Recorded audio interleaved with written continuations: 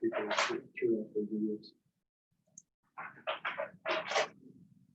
Could I also get the delegations to please turn off your videos until it's your turn to speak? It will just help us organize the meeting better.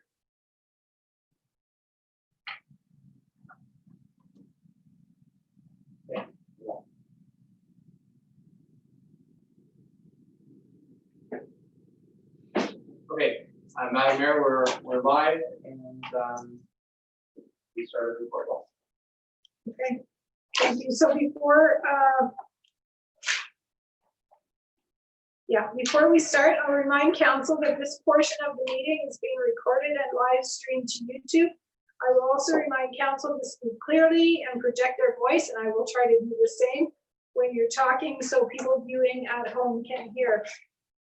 So now I'll do a roll call of council for the benefit of the public watching this meeting. When I call your name, please wave at the camera, say here or present. I'm Mayor Shantz. I'm here and chairing the meeting. Councillor Martin. Present. Councillor McMillan. Present. Councillor Rohan. I'm here. Councillor Redekop is absent tonight, and Councillor Shantz. Present. Thank you. I need a motion that council reconvenes in open. Moved by Councillor McMillan, seconded by Councillor Shantz. All those in favor? That's carried. Thank you. I'm going to start this evening with, just have to call it up here for a moment.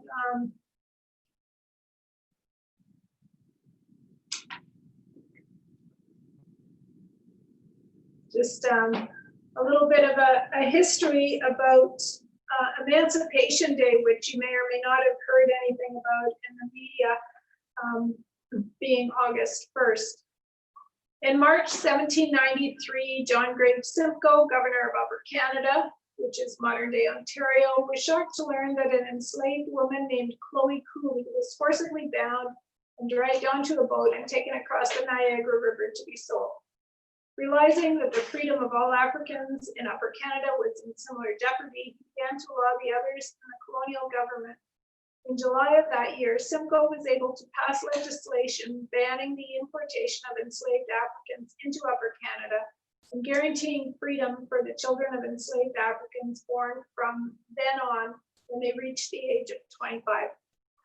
The first such law of its kind in the British Empire, it led to the abolition of the transatlantic slave trade by 1807. Finally, in 1833, the Slavery Abolition Act brought an end to chattel slavery throughout the empire, coming into effect on August 1st, 1834 in Britain and Canada and several other colonies, and in 1838 in the Caribbean and elsewhere. Canada continued to lead in the fight against slavery even after abolition.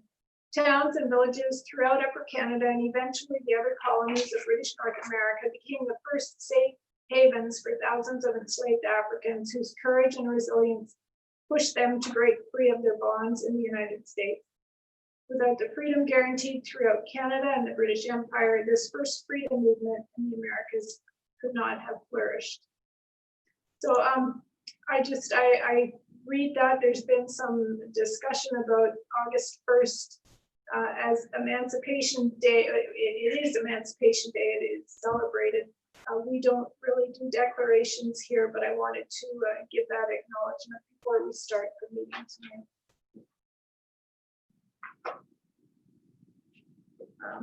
I'll ask if there's any declarations of pecuniary interest. Oops. I get rid of my screen here so I can see. Any declaration of pecuniary interest? Councillor Mohan? Yeah, through you, Mayor Shantz. I have a pecuniary interest on the staff report 12.2.1 about community advertising. As the report indicates, I own the Observer. Thank you. Anyone else? Seeing no others, there are no items to come forward from closed session. We have before us the minutes from June 23rd, Committee of the Whole from July 28th, and Special Council from July 28th. Is there any discussion on the minutes? Can I have a mover and a seconder, please? Councillor Martin, Councillor Shantz, all those in favor? That's carried. I'm not seeing Councillor McMillan. Why not? Is he there? Did we lose him? Yes. Okay, all right. Well, hopefully he will come back in. We still have quorum, so we can continue until he comes back in. We have no planning public, no presentations, but we do have delegations. And first of all is the traffic and parking bylaw amendment for Grandview Drive. And Mr. Poupet, do you have anything to add for council? Thank you, Mayor Shantz. I do not have anything to add other than what we discussed at committee. The recommendation before council is to repeal the existing bylaw and to enact the proposed amending bylaw to the traffic and parking bylaw for the Township of Woolwich. It does continue on with the heavy truck prohibition and aligns itself with the Highway Traffic Act. So I would have nothing further to add than that. Okay. Does council have any questions for Mr. Poupet before we move to the delegations? No, seeing none. Okay, we have 8 delegations registered for tonight's meeting. One person who was not listed on the agenda, that was a mistake here. And since we have many people who would like to speak, I'll ask the delegates to keep their comments brief and to keep to the 10-minute limit. If you could avoid duplicating your concerns. You can acknowledge that you have the same concerns perhaps, but not go on too much about it. Please keep your microphone muted and camera off until it is your turn to speak. And if your mic is on and you're disrupting the meeting, you will be muted. After speaking to council, please stay and wait for any questions from council. And if there are no questions, please turn your microphone off again and your camera as well. So we'll get started. And first up is Drazen Kritza. Mr. Kritza. Good afternoon, Mayor Sandy, Shantz, councils, and members of the public. I registered tonight as a delegate. More so, I provided a letter just clarifying some of the points I was asked previously, and more so to be open to any questions that I may have from council. I will keep it very brief, and that's the only comments that I have. Okay. Council, do you have questions for Mr. Kritza?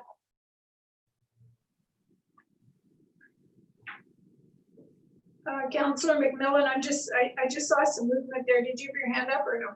No. Okay, thank you. Okay, I don't see any questions, so thank you for attending tonight with your questions and for sending the information in to us. Thank you. Thank you. Mr. Davis. Go ahead. Thank you very much. Can I just want to confirm, can everyone see and hear me? So perfect. Well, thank you, Your Worship and members of council. Just to briefly introduce myself again, my name is Eric Davis. I'm a municipal and planning lawyer with Miller Thompson in Waterloo and representing Mr. Prika in relation to this matter. As previously advised to the Committee of the Whole meeting and pursuant to the procedural bylaw, I'm not going to reiterate any of the points raised at the earlier Committee of the Whole meeting. I believe we made our points clear at that earlier meeting and understood the comments we received from the committee. One of the only items that I just wanted to raise, and this was raised at the tail end of the Committee of a Whole meeting, and that was just examples of other locations in the township where a residential subdivision ostensibly provides sort of access to an agricultural property. You can see in the revised agenda package there being a couple of images there from Maryhill, which basically just show another example of a road sort of leading into a residential subdivision, but then also providing access to an agricultural property. Just again, more for council's assistance than anything else, just to show that it has happened in other locations, though it's likely not especially prevalent in the township or most other municipalities. And so I just wanted to make sure that that point was raised and perhaps clarified. And then the only other point I would make in relation to this matter, and in looking at the delegations to follow on the agenda, I can only assume that some of the local residents still take issue with the bylaw that is being proposed by the township. I also saw the pictures included in the agenda package, the additional pictures, which I believe all relate to the fill that was being delivered to our client's property over a year ago. And in Mr. Preca's letter, that was provided to council this evening, he's outlined how often access is really being proposed. And in our view, it's exceedingly minimal. As was raised by staff at our last meeting, my understanding is that township will be bringing forward a new fill bylaw, which would regulate such activities, fill activities in the future, and require permits. So in my respectful submission, the dumping of fill on this property or on other properties is likely not going to be an ongoing concern, considering the new abilities that the township will have once such a fill bylaw is being brought in place. And so just in sum, our client is merely looking to use his property for an agricultural operation and to be able to access his property using the necessary vehicles for such purpose, which is in accordance with the approved zoning. So that's all I have to say. Mr. Preca and I will remain here to answer any other questions which may arise, should council have any questions. And we would just like to thank you all for the opportunity to speak again at tonight's meeting. And I'm open to any questions any member of council may have.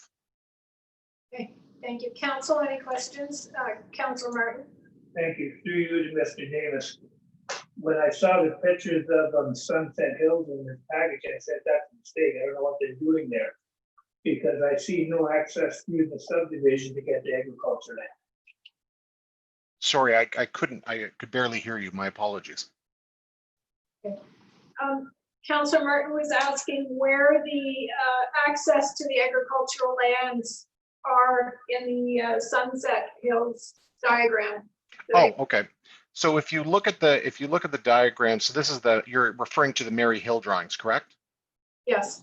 So if you look at the property, if you zoom in, so you'll see there is Zinger Villa Place, which comes in, and then there's Sunset Hills Crescent, which basically goes around in ostensibly a bit of a triangle.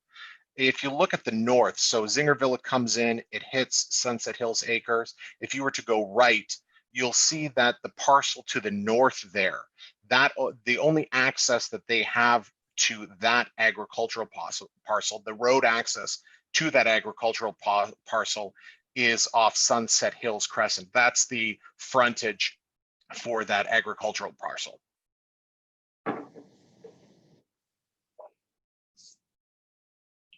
Okay, Mark. Yeah, I'm okay with that, but it's not going through the subdivision. It's right at the edge, correct? Well, if fair enough, I mean, it's a bit different than what we're talking about here, but in the photos that we had provided, I mean, one does have to go through Zinger Villa with, buy some homes and then over Sunset Hills. I mean, it like in this particular case, we're dealing with access off Grandview. It's similar, a sort of circle, and basically there's a road leading up to the Preca farm, which is, at least we wanted to draw an example of where there is at least something similar being proposed, just so that council was aware of it. Any other questions? Councilor Moran. Yeah, through you, Mayor Shantz, to Mr. Poupé. I was just wondering if Mr. Poupé could comment on the Sunset Place subdivision. I just feel that looking at that subdivision, I could pull subdivisions out from anywhere in Elmira that borders agricultural land, where typical farming and vehicle use on our roads is quite acceptable, and you know, residents don't have a problem with that. In Sunset, the Sunset Place, for example, is typical farming vehicles being used to farm those lands. I feel like it's not quite comparable, but that's just me looking at the map. Mr. Coupet, can you help out? Thank you. Through you, Mayor Shantz, to Councillor Merlehan. I'm not intimate with the Sunset Hills subdivision. I know there's grading challenges. I do know that the owner is the same owner who developed the property. So I'm not sure what their interest is in that land, whether it's cropping or not. But I certainly would, I would agree with Mr. Davis in that site alteration will certainly deal with any filling in the future. I think that's important for Woolwich, for its residents, and for any residential community, quite frankly. So I'm not aware that there's active farming from Zinger Villa Place. Certainly the road does swing out into agricultural land, but again, the owner is the same owner who developed that subdivision, the Sunset Hill subdivision. So not fully aware of what their intent is. And just to follow up, the bylaw wouldn't preclude Sunset Place to doing typical farming with typical farming vehicles under a certain weight. Is that correct? Yeah. Or anywhere in the township? Premier Shantz to Councillor Merlehan. So that's council's directive, is to impose heavy truck prohibitions. The big difference with Sunset Hills is that was done through Planning Act application, very public process. There's a lot of public and municipal engagement. You know, the roads were reconstructed. Obviously, there's new servicing. They are more robust road networks that have been constructed on Zingerville and Homestead Place than what we have in Grandview. You know, so I guess that's what I can tell you, is that it's somewhat like apples to oranges, in my opinion. Okay, thank you. Anyone else for Mr. Davis? Okay, thank you, Mr. Davis. Ms. Bednicki, did I do justice to your name? Bednicki. Bednicki? Yes. Awesome. You can turn your video on now too, if you would like. Okay. Go ahead. Okay. I thank Mayor Zare and Council for the opportunity to address some issues that weren't accurately represented during the last council session. First, a little history. Oliver Wright was the farmer that owned the Catherine Street farm in question, as well as the land surrounding it. He was elected to Woolwich Council in 1941 and then served as Reeve and Warden of Waterloo County in 1949 and Chairman of the Grand Valley Conservation Authority in 1976. He operated the farm with its one and only historic entrance off of Catherine. He developed the lots and sold the lots on Grandview Drive in the 1970s and included an access off Grandview Drive, but the reason was not additional access to the farm, but for potential future subdivision development. That's why the laneway in question is zoned residential. Mr. Pritza, Mr. Handy, and Mr. Davis have all described this as an agricultural access, which is not the case. Mr. Pritza said in his last address to Council that this was an isolated issue and that it was not his intent to disrupt the neighbors on Grandview Drive. Township records show the first trucking complaints came in starting the beginning of May and continued coming in until November, clearly proving that this was not an isolated issue. The situation escalated in November when the line of trucks disrupted access to our own properties. And when we approached the drivers hired by the Pritzas, we were insulted and verbally abused, and ultimately somebody phoned the police.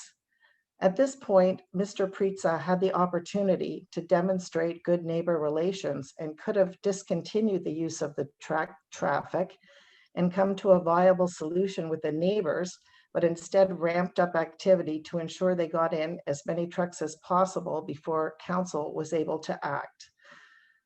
This demonstrates why the neighborhood is highly suspect of amending the bylaw and afraid of what will follow based on what we've experienced firsthand. Someone wanting good working relationship with the neighbors would have investigated a compromise that would have suited all parties. The only time Mr. Pritza offered any type of apology was when speaking to council and not with the residents themselves. We would have welcomed an open dialogue with Mr. Pritza at that time, but he never reached out to us. Had this been handled differently, I really feel we wouldn't be here today. Mr. Davis said a bit of fill was brought in and then changed it to a fair bit of fill when in actuality it was an enormous amount of fill. The Google Earth photos show the fill approximately 290 feet across, 112 feet wide, with an additional photograph of the dump truck showing the height of the fill in relation to the top of the vehicle, demonstrating the staggering amount of fill that was brought in. So this was not accomplished in a short period of time. Councillor McMillan asked about the fill in relation to the farm and was led to believe the fill was necessary to planting. The orchard was already established in 2016, which you can substantiate on the Pritza website, as well as the photos provided showing the fill was brought in after the plum trees were planted. It was said that the influx of heavy equipment was used when they adapted the property to be an orchard, which clearly was not the case. Councillor McMillan's question about the value of the Pritza farm went unanswered. The current assessed value of the property is $1,302,000. Statistics show that almost every property is selling well above assessed value with very few exceptions. The cost of a second entry to support their business endeavors, should they not wish to use their current entrance off Catherine, is an option worth investigating fully. Mr. Pritza has indicated that the cost of these options are not viable financially, but has no issues with hiring high-profile lawyers and planners. Perhaps those dollars would have been better spent towards finding a solution agreeable to the neighborhood as a whole. In his own words, Mr. Davis said that the GRCA's answer to a second entrance to the Pritza farm would almost certainly be no. This is an opinion, not a fact, and shows that every effort has not been taken to investigate the possibility of a viable second Catherine Street entrance or beefing up the existing one. I've spoken with the previous owner of the property who said there are options for a second entry. The residents of Grandview Drive want the current situation with the Pritza family to end, and we want to welcome them and their young family to a neighborhood that has mutual respect, support, and genuinely cares for one another. Who wouldn't want to live in a neighborhood like that? Actions speak louder than words, and we wish the Pritzas would demonstrate that they are part of our unique community. Let's hit the restart button and move ahead with actions that provide consideration for all. The olive branch is a long-standing worldwide symbol of peace and friendship. Let's hope that a plum branch can accomplish the same thing and we can have a happy, peaceful existence together. Thank you for your time. Council, any questions for Ms. Bednitsky? Bednitsky, yes. I'm sorry. Councillor McMillan. Thank you, Mayor. Through you, I was just wondering where the value of 1.3 million came from. It's the assessed value. So they actually paid more than that when they purchased the property, but that's the current assessed value. Thank you. You're welcome. Any other questions? Nope, seeing none. Okay, thank you very much for your presentation, and we'll move on to Mr. Zister. I'm having trouble tonight. Mr. Zister? Thank you, Chair. I'm Doug Zister. Can you hear me okay?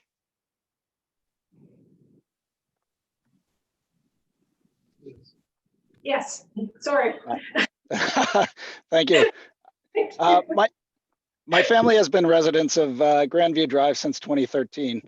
I'm a professional engineer, and I'd like to start by clarifying some terminology that I believe was frequently used incorrectly in the last council meeting. A bridge is a structure that carries a roadway over a physical obstruction, such as a river or another roadway. The structure is built to support the weight of the load it carries in addition to the weight of the bridge itself. A culvert is a tunnel structure that allows running water to pass under the roadway.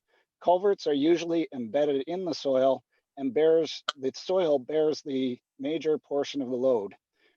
Culverts generally have a substantially lower construction cost than a bridge.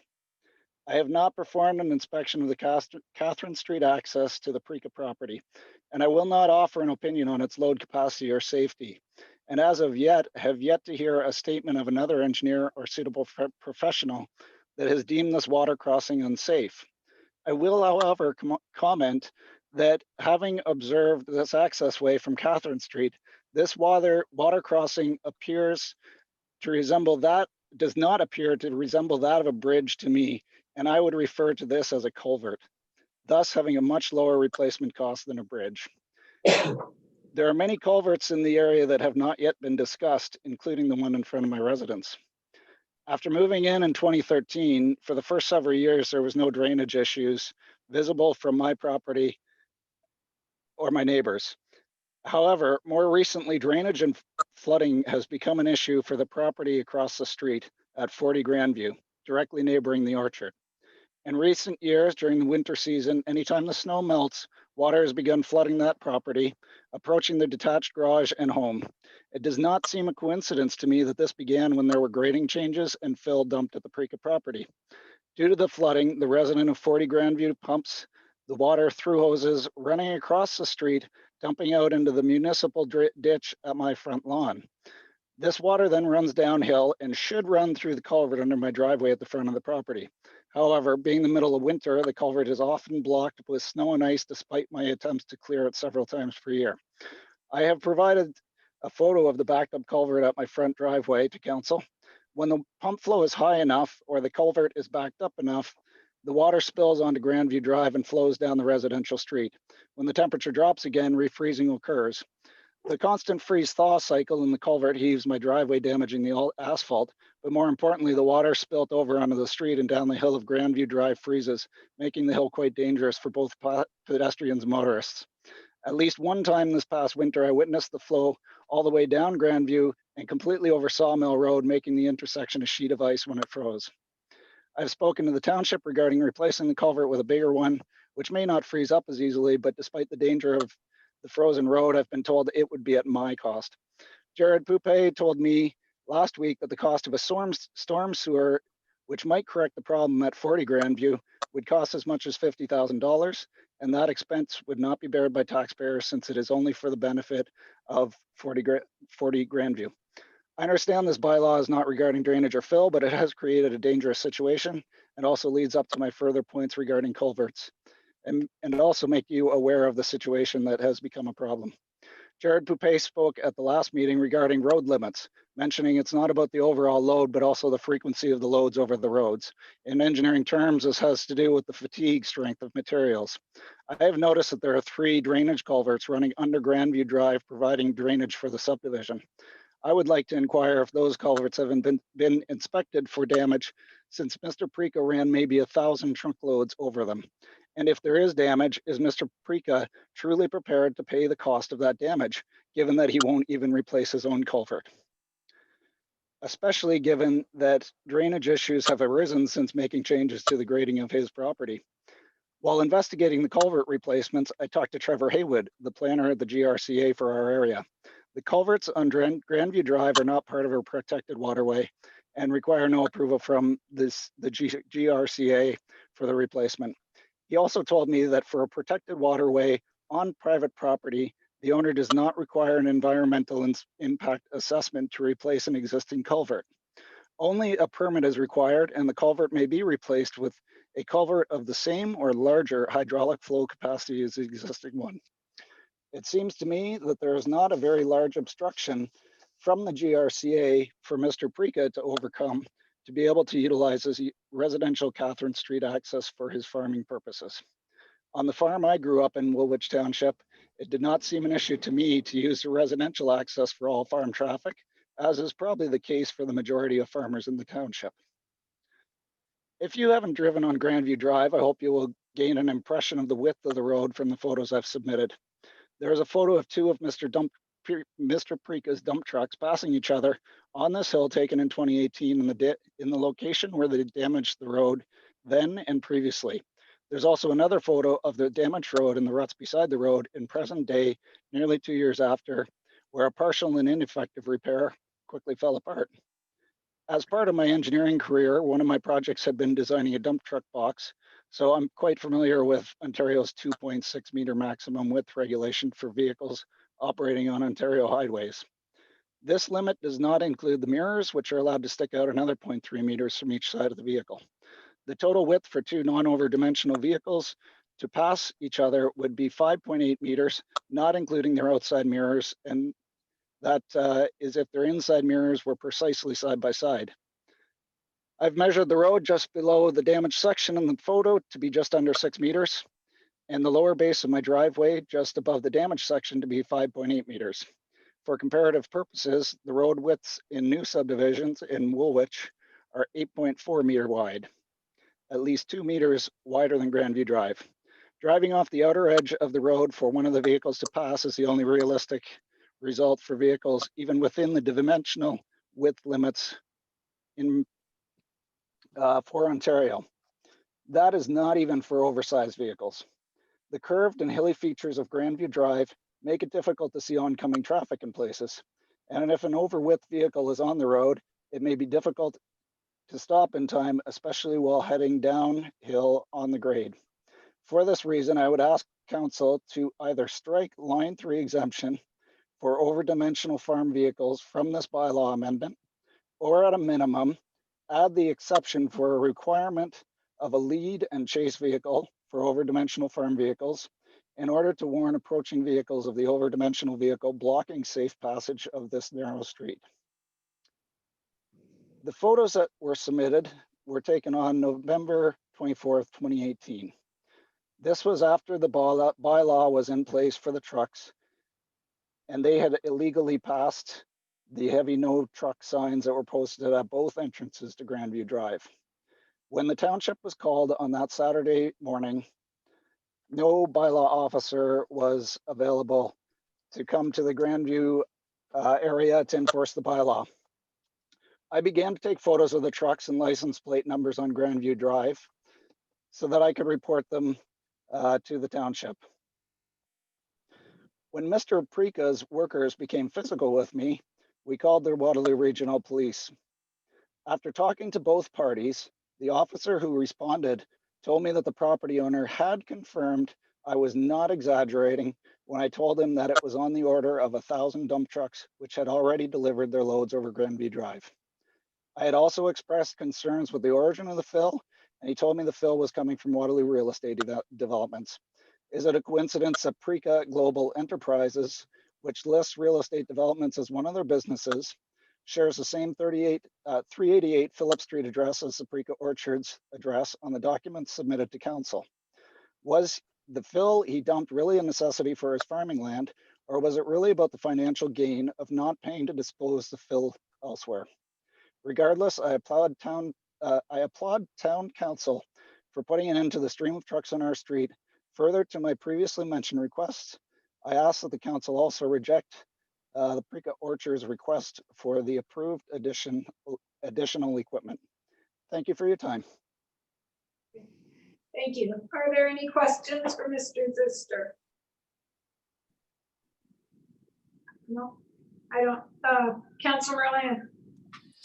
Sorry, through you, Mayor Shantz, not for Mr. Zister, but for Mr. Poupé. Mr. Zister in his delegation asked about striking line number 3 about the over dimensional trucks or whatever, the oversized trucks.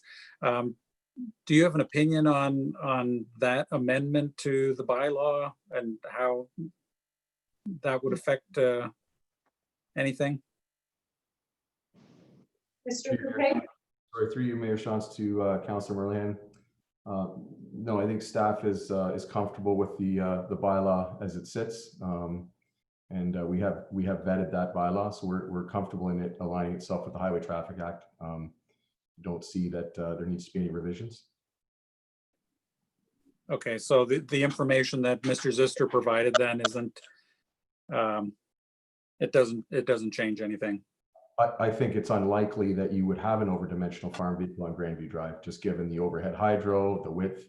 It's likely not an issue at all. I don't know about the lead trucks or anything like that, given that it's a local roadway. So honestly, we just see it being consistent with the Highway Traffic Act. It's respecting the agricultural need. It's respecting that there is a private entrance to the Pritza property. And as I said before, it has been vetted. So I think we're comfortable with the bylaw as is. Okay, thank you. Anyone else? Okay, we'll move along then to Karen Hiltz. Mayor Johnson, you missed Delegation Paul Parker. I did. I'm very sorry. We'll go back to Mr. Parker. My apologies. No problem. Thank you, Mayor Shantz and members of council. My name is Paul Parker. I live at 112 Grandview Drive and have been here for 17 years. I'm also a professor in the Faculty of Environment at the University of Waterloo. And I welcome this discussion and your consideration of access issues to the property 506 Catherine Street and the type of traffic permitted on Grandview Drive versus Catherine Street. First, honest background, I grew up on an apple farm, so I support agriculture. I support value-added agriculture. I'm happy to live in a township that supports agriculture and our growing number of orchards. I was glad to learn that the new owners of the property, 506 Catherine, planned to have a plum orchard. It was exciting to see the orchard planted, but then not so exciting to see the dump trucks rolled in, as my neighbors have provided the details. As the legal counsel for the owner wanted to correct the record last meeting, it seems that his comments could also use some correcting as well. So I'm glad that his bit of fill has been noted to, if it's up to 60 trucks a day at 20 tons each, that can be over 1,000 tons in a day, reaching up to that 1,000 loads over the 6-month period, which certainly is a pretty long standalone incident, as he called it.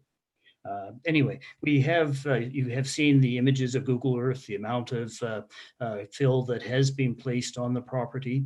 So I just say, in short, I support a Preca orchard. However, I do not support Preca construction as our neighbor. But this makes me ask the question, what's the bigger picture? What's the purpose of the mound?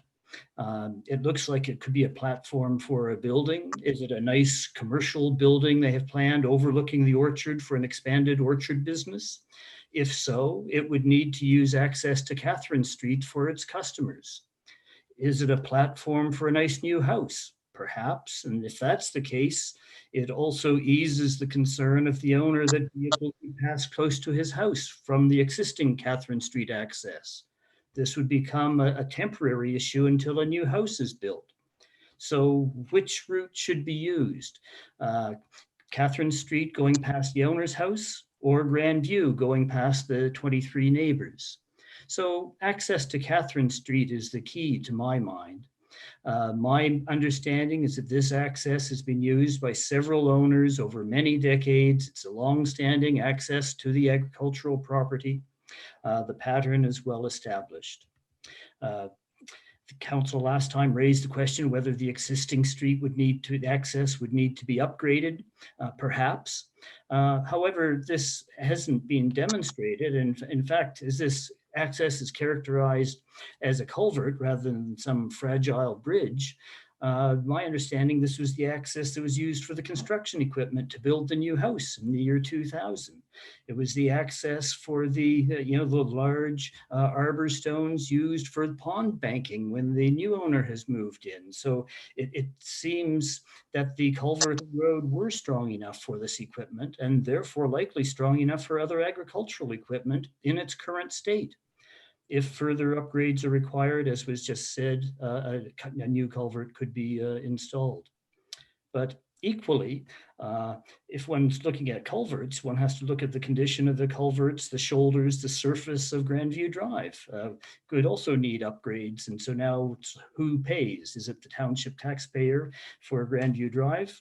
Or is it the business benefiting from the equipment by continuing to use the existing private access from Catherine Street?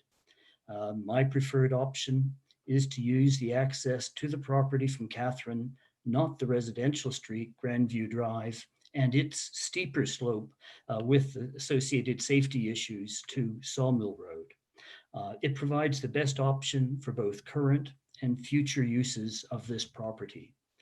I welcome our new orchard neighbor. We should be able to resolve the access issue. Thank you very much.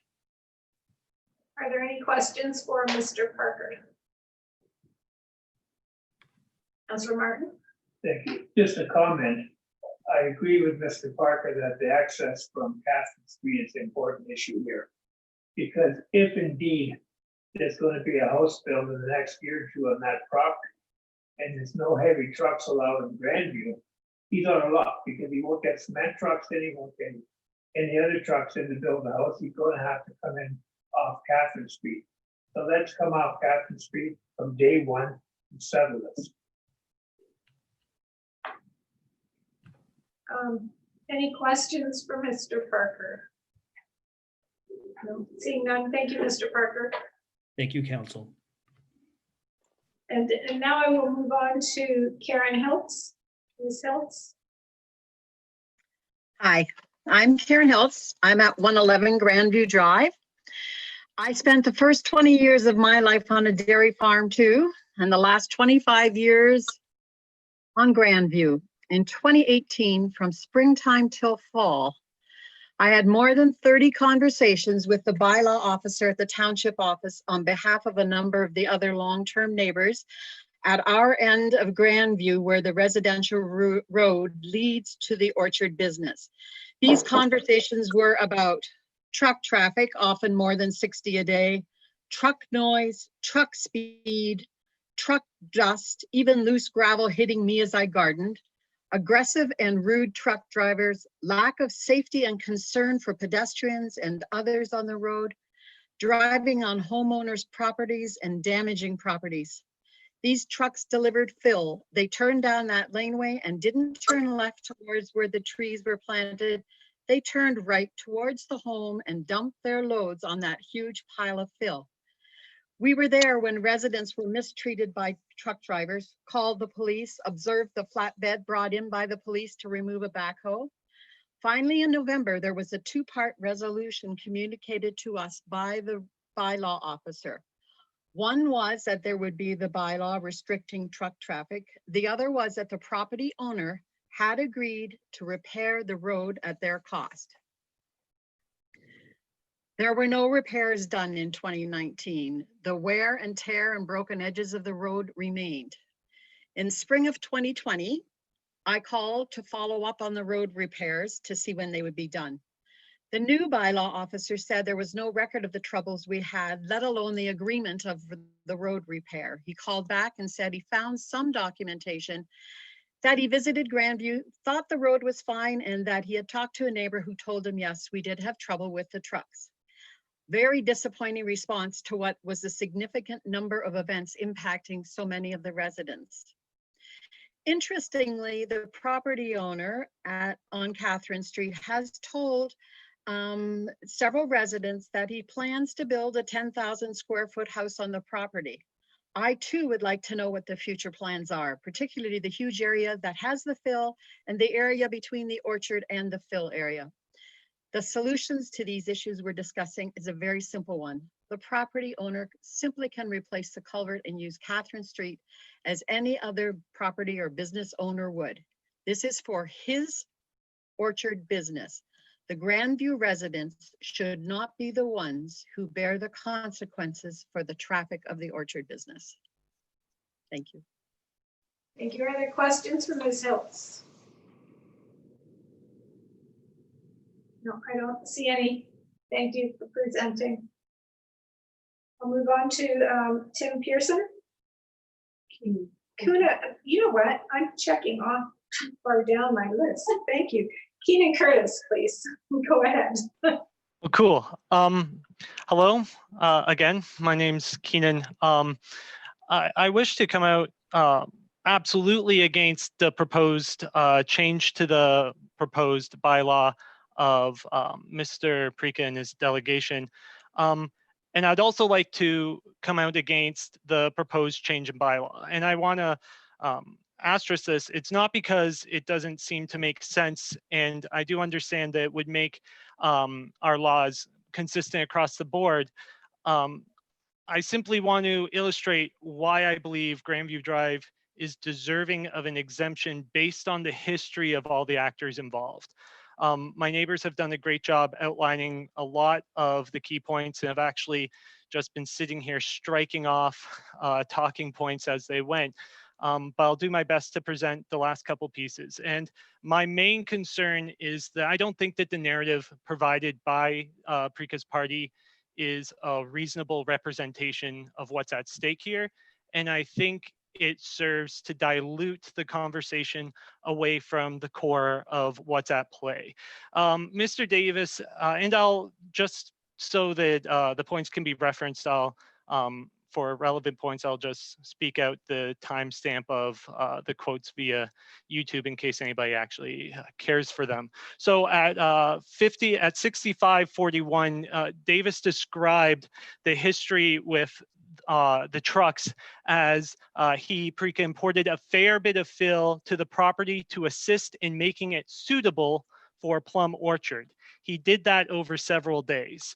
I think you've heard the evidence provided by my neighbors and their telling of events. So you can understand why I do not think this was a reasonable or a responsible depiction of the history going into this. And that was the opening statements of the Preca camp.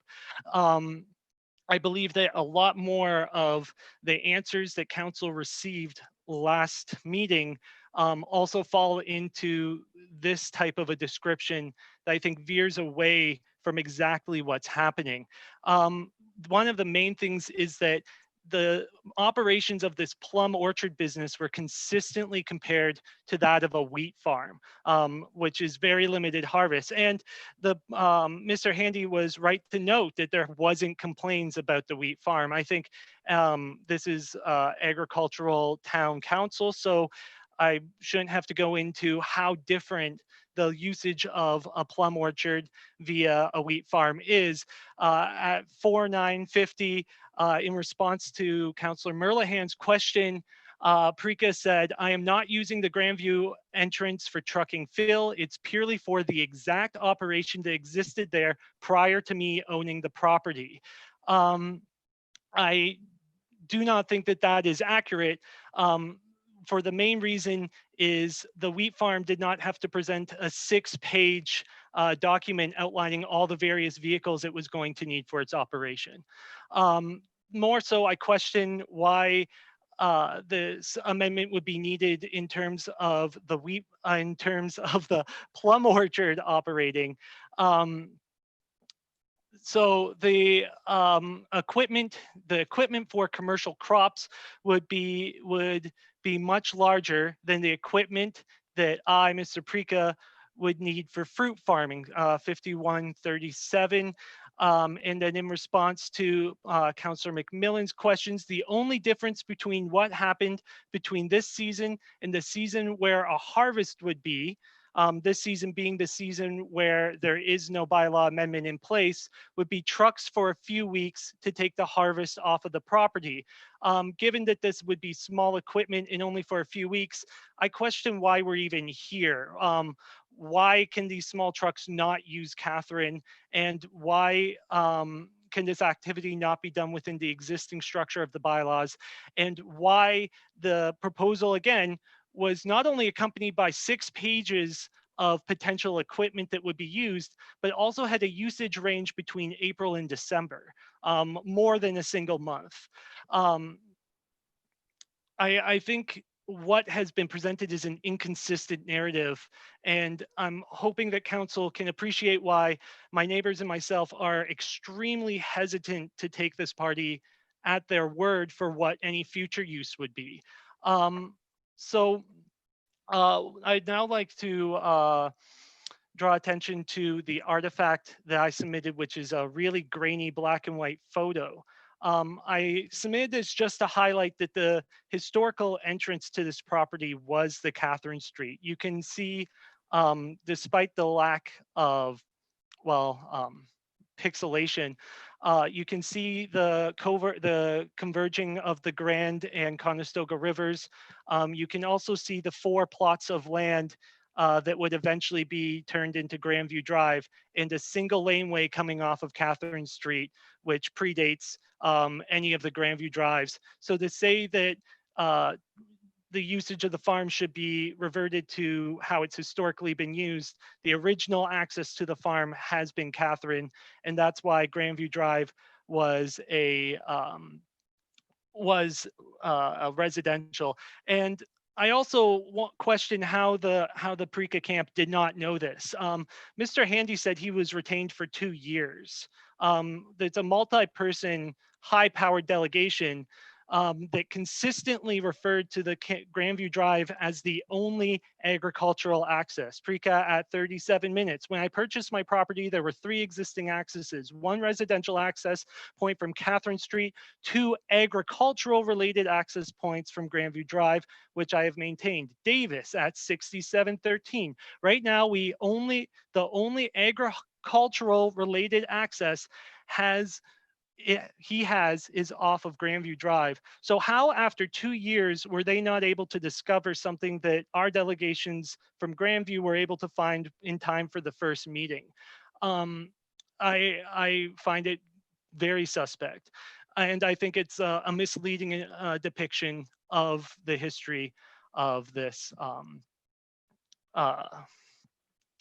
piece. I'm going to skip over talking about the shared office buildings, but I do want to summarize to what I think this is actually about.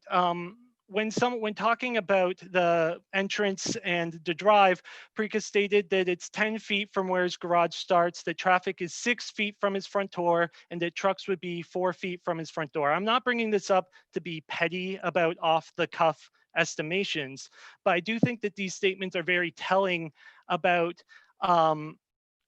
how this traffic is seen by the Parika camp is a substantial hindrance to the peace of his residence.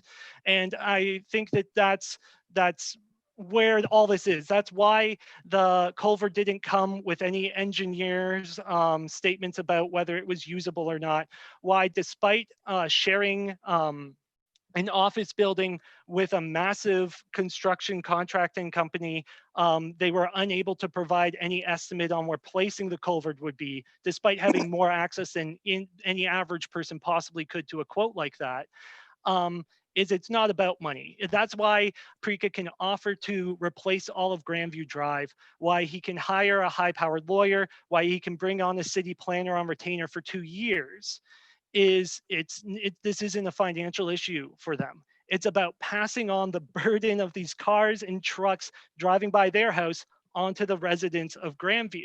And that's why I oppose both the amendment and the normal bylaw, is because I brought up, we all brought up history. I even submitted that photo, and you know what? I don't think that's even really necessary. That's ancient history. It's in the past, but I do think we need to make our future decisions, or you need to make your future decisions on this matter based on precedent. And the precedent that matters here is, what did Parika do when the law allowed it? Multiple times they said it was not illegal to bring the fill onto the property. And I don't have the technical specialization to talk about what would be a describer of bringing those trucks up after the signs were up. But the point is the idea here was, it wasn't illegal, so we did it. Not what would be a sensible usage of Grandview Drive. It was, what could we get away with? And so when making the decision ahead of you, council, I encourage you to think about what has been demonstrated historically, and don't take the Parika camp at what their word of sensible usage going forward would be, but ask yourself, what is the absolute worst thing to an absurd level that could be done with these amendments passed? And assume that that's what a Grandview Drive would be subjected to, because historically, that's what we have been subjected to, and that's what Parika has shown they're willing to do. I don't see how I didn't like, unless they can prove evidence of 3 ghosts visiting them to demonstrate why they wouldn't do that again, other than the problems that we as the residents have started putting down by opposing their proposed amendment, we should assume that they're going to continue business as they have in the past. There's no reason to assume other. That's why I encourage the council to take the side of the residents of Woolwich, to not go and prioritize a privately held culvert over the public culverts, a private laneway over the tar and chip residential loop, and a private business over the people of Woolwich. I encourage you to vote against both the amendment and Preca's proposal. Thanks for your time. Thank you. Are there any questions for Mr. Curtis? No, I don't see any. Thank you for your presentation. Next presenter is Tim Pearson. Did I miss anybody? No. Okay. Mr. Pearson. Hi, can you hear me? I can. Okay, I do not have video, so I'll just be doing audio. I'd like to thank Yogi and Doug. I think some of their stuff has been great. We do seem to have some flooding issues at our house as well as across the street. We have a big sheet of ice that forms every winter in front of our house. That's just reiterating back to that. I didn't even know about the water issues that other people were having, but we've noticed that in the last couple of years that there's been a lot of water issues. I have a prepared statement that I'm just going to read that my family and I have lived on Grandview for 15 years, and we're concerned about the bylaw being changed to permit the stream of heavy vehicles on our street for the agricultural operations of the owners residing at 506 Catherine Street. The vehicles being proposed by the owner on Catherine Street will impact our safety, quiet neighborhood, road, properties, and possibly the value of our homes. All future residents will be impacted. We will move to this neighborhood because of these reasons. The previous owner of the property grew a different crop and did not use our road to impact our safety or our livelihoods. He had his property almost always gated from the Grandview Drive. We've already seen an impact in our neighborhood when the steady stream of dump trucks continuously were on our street in 2018. Our street is tar and chip and narrow, but built for sustainable, continuous heavy vehicles. Not. We do not have curbs. Previously, the dump trucks were parked on residential's front properties, mine as well. The entire road was damaged and was not repaired. All the area of the property, these trucks sat waiting on our driveway. Vehicles, dump trucks, sorry, I'm having a vision problem. We are constantly driving and sitting parked, waiting for them to turn and dump their loads in the Catherine Street owner's field in the section of our road. Residents were blocked in their laneways until the dump trucks moved forward when it was their turn to move, and only at that time did they move. The owner stated that he would repair all future damages at the last meeting. We have not seen any repairs. Did this owner research purchasing the property and changing the type of farming? The impact of heavy vehicles on Grandview Drive with its effect on the residents at this road.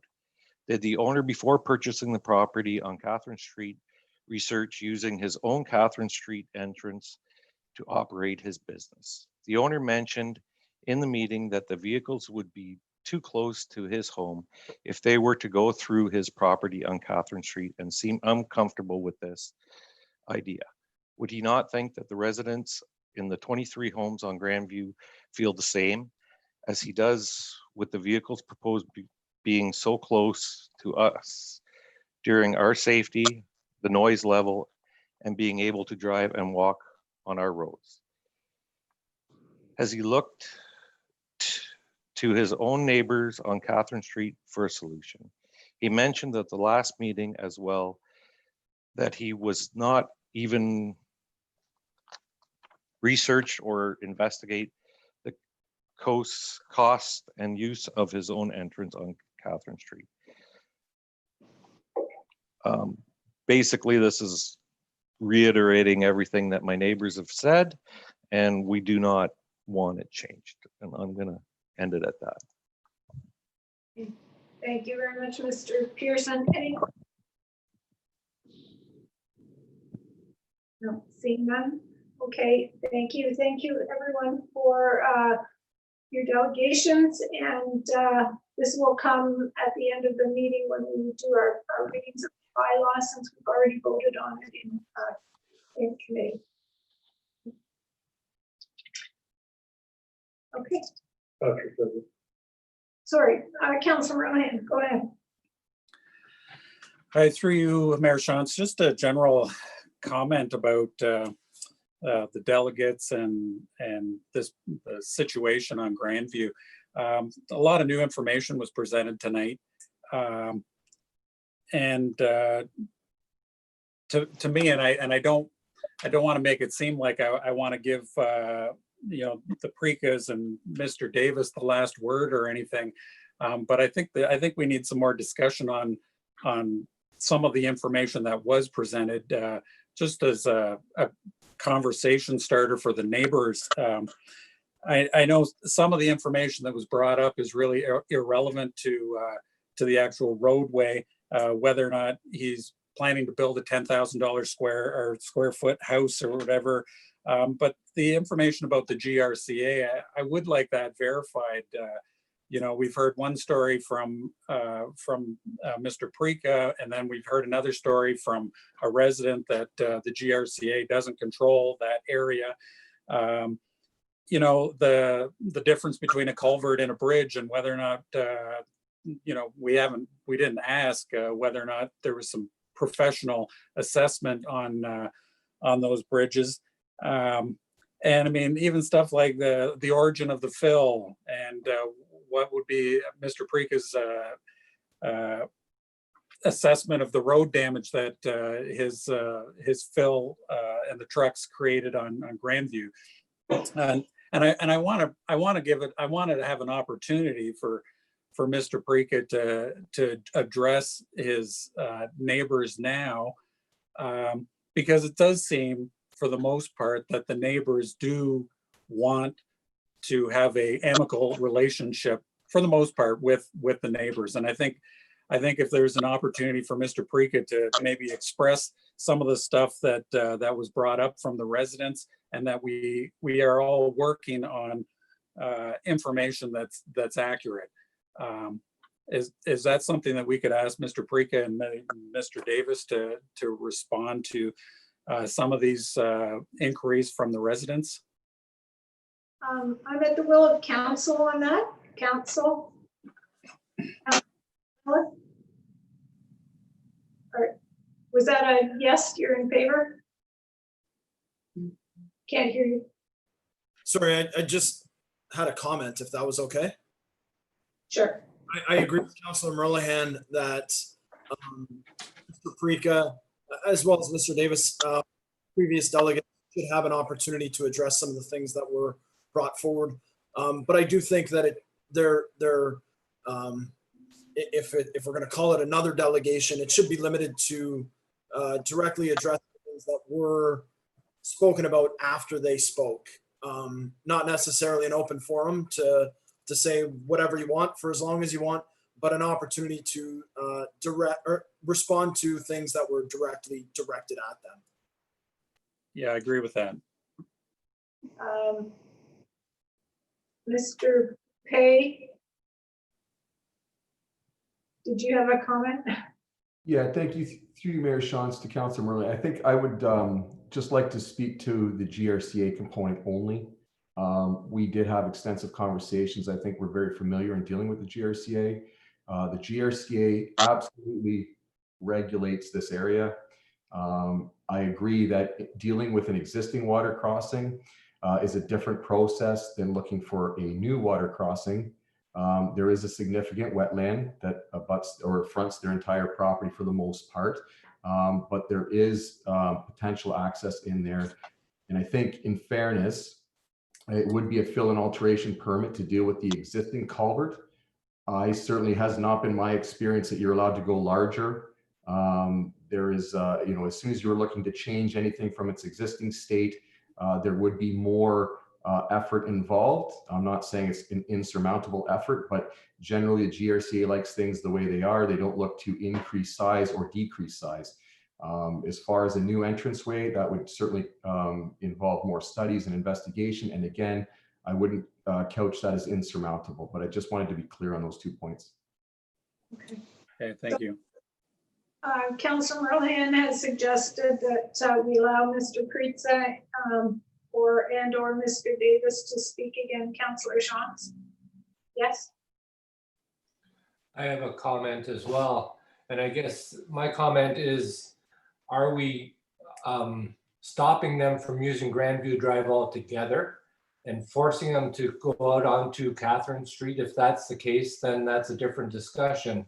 What we're discussing tonight is limiting the vehicles on Grandview Drive and the size of vehicles on Grandview Drive. We all know that he has an entrance off of Catherine Street. It's, I guess, not up to us to, unless we're going to stop him from using Grandview Drive somehow. And I'm not sure whether we can do that legally. And maybe Mr. Coupe can answer that. So we can talk about rebuilding the culvert. We can talk about putting a second driveway in or whatever we want. But if we can't stop them from using Grandview Drive, that's all speculation as far as I'm concerned. And I don't think we should get into a debate back and forth. And that's what this is going to be if we allow this. So Mr. Coupe, is there any way that we can actually stop them from using Grandview Drive, or is this the limitations that we have? Yeah, thank you. Through you, Mayor Shantz, to Councillor Shantz. In no way, shape, or form are we negating their legal access. They have a legal access to Grandview Drive. That's not in dispute. What we have done is we're looking to propose a heavy truck prohibition bylaw. Again, I will remind council we are here to protect the road network, and it's a public health and safety issue with respect to the use. At committee of the whole 2 weeks ago, there were a number of pieces of equipment that could legally be used. They can be used today, and that will not change moving forward. So the tractors, the trailers, some of the equipment that Mr. Preetz had brought to our attention can be used. Some of it cannot. So that's really what we're doing here, is just respecting the agricultural use. I don't think that is what the community is upset with.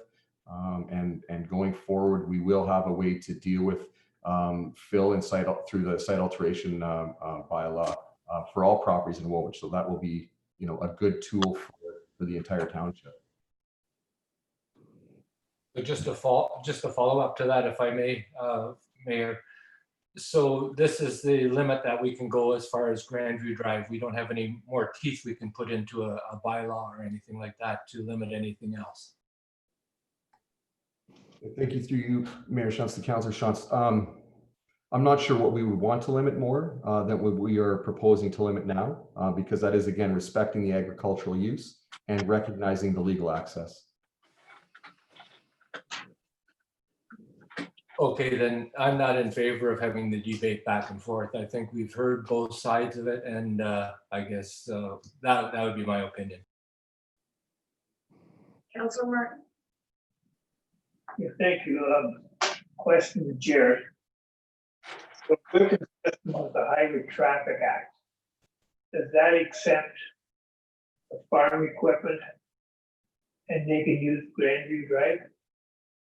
Is that what I'm getting out of this? Yeah, through you, Mayor Shantz, to Councillor Martin, that's correct.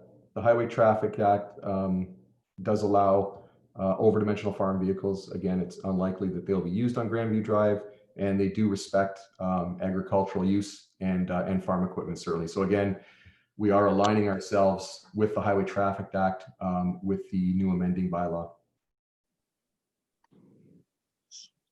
So if I may, then we have very little choice in this. Because if we choose not to let any traffic or agriculture equipment on that road, we're going to end up in a court. sure it can be. So we have very little choice, but when he showed the pictures of the equipment he's using, he had a reefer truck there, tandem truck. Would that be permitted on the road? Again, through you, Mayor Shantz, to Councilor Martin, no, those weights would not be permitted on the roadway. So if that's the case, how is he gonna move his product?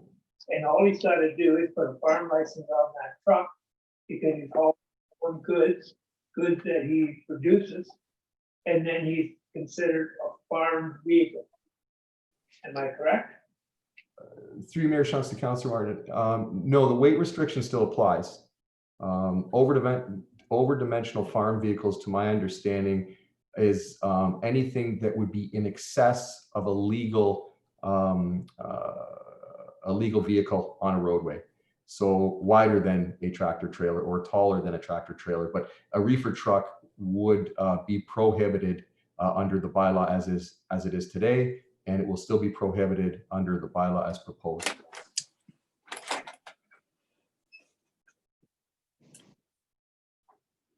Okay. Councilor Merlihan, you had a suggestion. Are you still of that mind? Yeah, I hope that we can hear even a couple of minutes. You know, I understand, you know, for a long time, just because people say something doesn't necessarily mean it's true. And you know, the Precas have, and their representative have said something, residents have said something back. It's not necessarily a debate. I really want to know what kind of depth that the Precas went to, because right now, after hearing, you know, I am swayed a certain way here, and I don't like when I hear things that are the opposite of what the truth is. So I'm looking for clarification on the information that's been presented to us. And I'd like to remind the Precas again that what I witnessed just from the delegates is that they're extending the plum branch. They want to, you know, any neighborhood, you want to get along with your neighbors. It makes life much more enjoyable. And you know, we're a small community. Even now, Myra is small, and it's a good opportunity that everybody is here, that we can hear from Mr. Preca on the record, and it'll be on YouTube forever, the answers that the residents still have of him, you know. And I'm curious, you know, if it didn't take long. I did a Google search at the last meeting, and I was surprised at how big that global enterprise whatever is, and it didn't take long to see all the different properties attached. So, you know, not being able to afford a culvert, to me, I'm suspect. So I would like to hear from Mr. Preca, and I guess if council doesn't want to, that's fine. I'll talk to him another time, because I'm actually keenly interested in how he would respond to his neighbors right now. So I hope council could grant 5 minutes to that party to hear these answers. Can I get a thumbs up? Probably be the easiest way. Thumbs up if you want to. 5 minutes. Yeah, okay. Teresa, Mr. Davis, we'll give 5 minutes. We can figure out how to split that up to talk about some of the things that have been said. Go ahead. Thank you, Mayor Chauncey, through you to Council Patrick. So as far as like, there was a lot of content that was covered through the delegates. So like, if you can just guide me along as I'm going through, if there's any specific things. So originally when we started looking into this access, my first go-to was to do the research and reach out to the township, speak with them. I've met multiple times with different members from the township, both in person at the township office. We've had multiple site visits, picture documentation of, we walked all of Grandview. They took pictures of the culvert and the bridge that's entering my property. So I've been actively, and that's kind of where I retained the council and the planning the people that spoke, just to help me kind of navigate the waters. I originally wanted to have a barbecue when all this happened, and I was told that if I was to approach the neighbors directly myself, it could be considered as harassment, and that any communication should go to the township to my neighbors. All the neighbors that I've spoke to that are kind of abutting my property, they have good relationships with myself and also with the folks that are working on the orchards. And anytime I've spoken to any neighbors, I've not had anything but a good relationship. I know that there was a meeting past Tuesday or Wednesday with all of the neighbors there. One of the neighbors did reach out to me to see if I had any comments. I gave him some pointers for clarification. And again, I'm open to communicating with my neighbors to kind of find any resolutions and mitigate it. I think that for me, like looking at this situation, sorry, let me just kind of back up on the investigation piece as far as what I was looking to do to avert using Grandview. So first, we spoke with Township, we reached out to the GRCA, and again, the best case solution here was the far north access off of Catherine Street, which would be out of the way from my property, out of the way of the neighbors, and that's where we got the region was okay with having additional access off of my farm onto Catherine Street, so they didn't see any issues of having too many entrances to Catherine Street. So that was great. Township supported it. That was great. And then the GRCA told us that that area is a no-go zone. The GRC area is split up. So basically, I'm not exactly sure the exact terminology. I don't want to say something that's wrong, but the wetlands portion, that's where we tried to make the arrangements. That's kind of where we were not able to do anything. And then we don't need to hear about GRCA. We know that that's not an issue. Can we go on to the other stuff? You only have like 3 minutes left. Okay, so as far as the other stuff, I believe the fill to site, it was brought from, yes, residential development to that. The fill was to be used for leveling out a low portion of the property. I have not made any site alterations to the farm where the drainage issues is happening, and I'm well aware of the drainage issue. I personally helped my neighbor pump the water so his house doesn't flood, so I'm aware of that issue. As far as what I'm going to do with it, it's all dependent on what the outcome I get from here and kind of what my future plans are of staying at that property. As far as the activities on the property, so last season and this season, I have had zero complaints from anybody about the farming operation that's been happening, and the only thing that they have not experienced is harvest. My goal is to use trucks that will reduce the traffic on the road and give me the ability to harvest my product. The smaller the truck that I use, the more traffic is going to be on Grandview. So I'm trying to make that balance by using bigger trucks to reduce the traffic, and that's what my letter was trying to address there. So again, no complaints in the last 2 growing seasons, and the only thing that has not been experienced is a harvest. I think that's majority of it. I'm not sure if there's any other specific things that you'd like to discuss. Councilor Rohan, did you have a specific question that you were wishing Mr. Pritzl would address yet? I was just hoping to give you an opportunity as a heartfelt outreach to your neighbors. I know some of the delegates there expressed interest in being amicable, and really at the end of the day, that's why we have bylaws. Half my things with bylaw officers, people calling me because they have issues with their neighbor, and a lot of times if you just work that stuff out, it's better than getting the township involved. But unfortunately, because of some of the past behavior, just with that fill, it kind of exceeded the standards of that particular subdivision and what neighbors felt. So I was hoping you would maybe address some of that. But all I wish I had the opportunity. I wish I had the opportunity to meet with my neighbors. I wish I had the opportunity prior to this current bylaw being enrolled to speak to the community. I wish I had an opportunity to communicate more with them. Again, the people I do communicate with, I don't see any issues or any resentments or any problems with. The few neighbors that have come forward, I think are entitled to their opinions. The plum branch is extended to anybody. Most neighbors walk my properties with their dogs. I don't ever have a problem with that. I'm not out there calling bylaw because some of my neighbors have their storm drainage coming directly onto my property. I don't complain to the township for any of those things. I try to work with my neighbors, and there is a drainage issue in the far corner of the property that was inherited when I bought the property. So, like, I don't know what more I can say. I've tried my best. I've tried through professional channels. I've tried through neighbor channels. I've tried my best, and I'm here today to see what we can make. To see what happens before I make more decisions, and that's why the fill hasn't been touched. I don't want to continue investing into the property unless I'm able to do what I feel rightfully so. Thank you.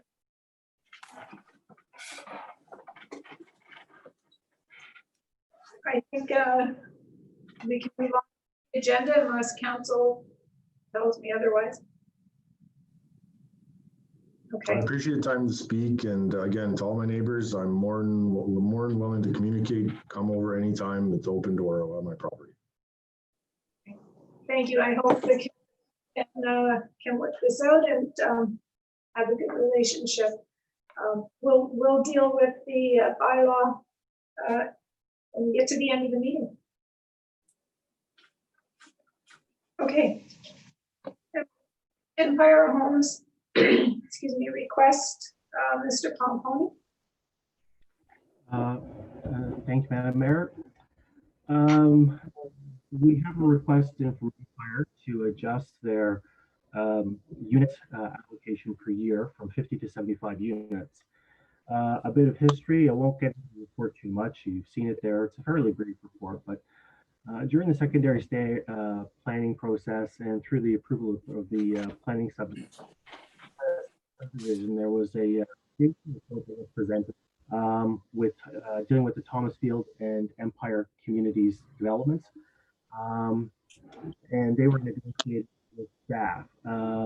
Through the process, there was an understanding that the initial stages of developments wouldn't be subject to the staging limits. And that was done really because of the upfront costs for extension of services to for the developments. But it was also understood that the second phase and subsequent phases would be subject to staging limits. However, so as the future phases, as we're going through, and there's negotiations with staff, we basically came down to the issue of the unit numbers was going to be allocated, as well as the accumulation of those units, which was something that was part of the negotiation. Thomas Field, there was a potential of going to the board. Thomas Field settled. Empire was working with staff, the assumption that we'd be having the same sort of limitations and accumulation numbers that were experienced in Elmira. However, through the potential of having to go to the board, one settled. Empire felt they had some good arguments to appeal it to LPAC. And as a result, Empire was left with the option that we have now, which is really the 50 units per year and the shortened accumulation time. Counts through the decision by LPAC was given an option where they could adjust those numbers and give some reconsideration. The other thing that Empire is asking for is really an exemption of the multiple residential block, which is still to be built, which is proposed for townhouses, which is up against the proposed Ottawa Street extension. So staff looked at this, we discussed it internally, and from a planning point of view, there's no real planning arguments to the request. So that's why planning has taken a position that they're supportive of it and are requesting, making the recommendation to council that the units be increased from 50 to 75. I understand that Empire is here for, that may want to talk to the item. Thank you. Thank you. Any questions for Mr. Pomponi, Councilor Merlihan? Yeah, through you, Mayor Shantz, to Mr. Pomponi. Um, with Empire, they have a letter in the package here from their lawyer. And part of it has a bunch of diagrams here on growth scenarios. And is it typical that the township would let the subdivision decide what kind of services the township will require in certain years, or did they pull this material from our own documents? I'm just curious the origin of the information and whether or not the township has fully vetted what those proposed numbers do to the service levels that we require. As you know, Woolwich Township has a long-standing history of staging that isn't always appreciated by outside developers, and we do it for servicing reasons. So can you speak to those numbers that are in part of the report here? May not be able to talk to specifics. It's mostly regulated through, decided through engineering, I'd say, for some of the phasing. If you talk about purely the mechanics of extension. Mark, can you get a little bit closer to the mic? It's really hard to hear you.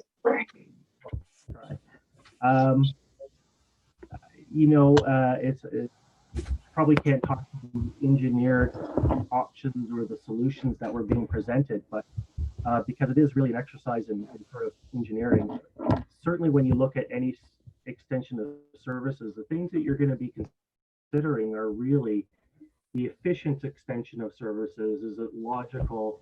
Do the road patterns make sense? And then you do an overall design of it, right? So you look at the costs, the design, does it work from an engineering point of view? That's one component of it. Does the staging then, when you look at the phases that are presented in the report, look at the subdivision, it certainly has different phases and sections of it that are identified as to how it would be staged out. There is consideration by development services staff in consultation with other departments as well as to, is it logical? Does it make sense? Are we getting the proper services such as parks, trails, the road patterns make sense? These are all the things that are considered through phasing. So the numbers are reflective of the appropriateness of how it would work from an engineering point of view. And then they would have to apply the unit allocation on top of that to make sure that the units are being applied efficiently and logically. Does that make sense?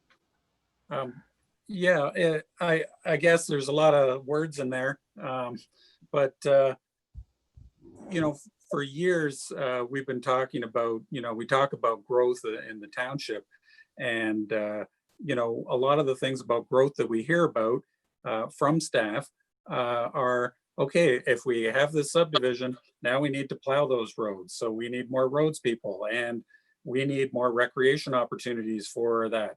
It, you know, is just because Empire sent a letter with those numbers on it, how does that reflect what diligence is done on township staff? I mean, you are recommending that council just you know, approve 25 more homes per year, but you know, that increases the staging that was pre-planned, and you know, it'll reflect in budgets down the road as to, you know, what we need to do to maintain those areas in Breslau and elsewhere. Yeah, and certainly as municipalities grow, the need for the services and to maintain those services increases with it. So the taxation very simply is meant to cover off those service delivery costs. As these services come on, there will be a need for additional plowing, additional cutting. The intent is that, as I said, the taxation that's collected will cover off those services, and that's the intent.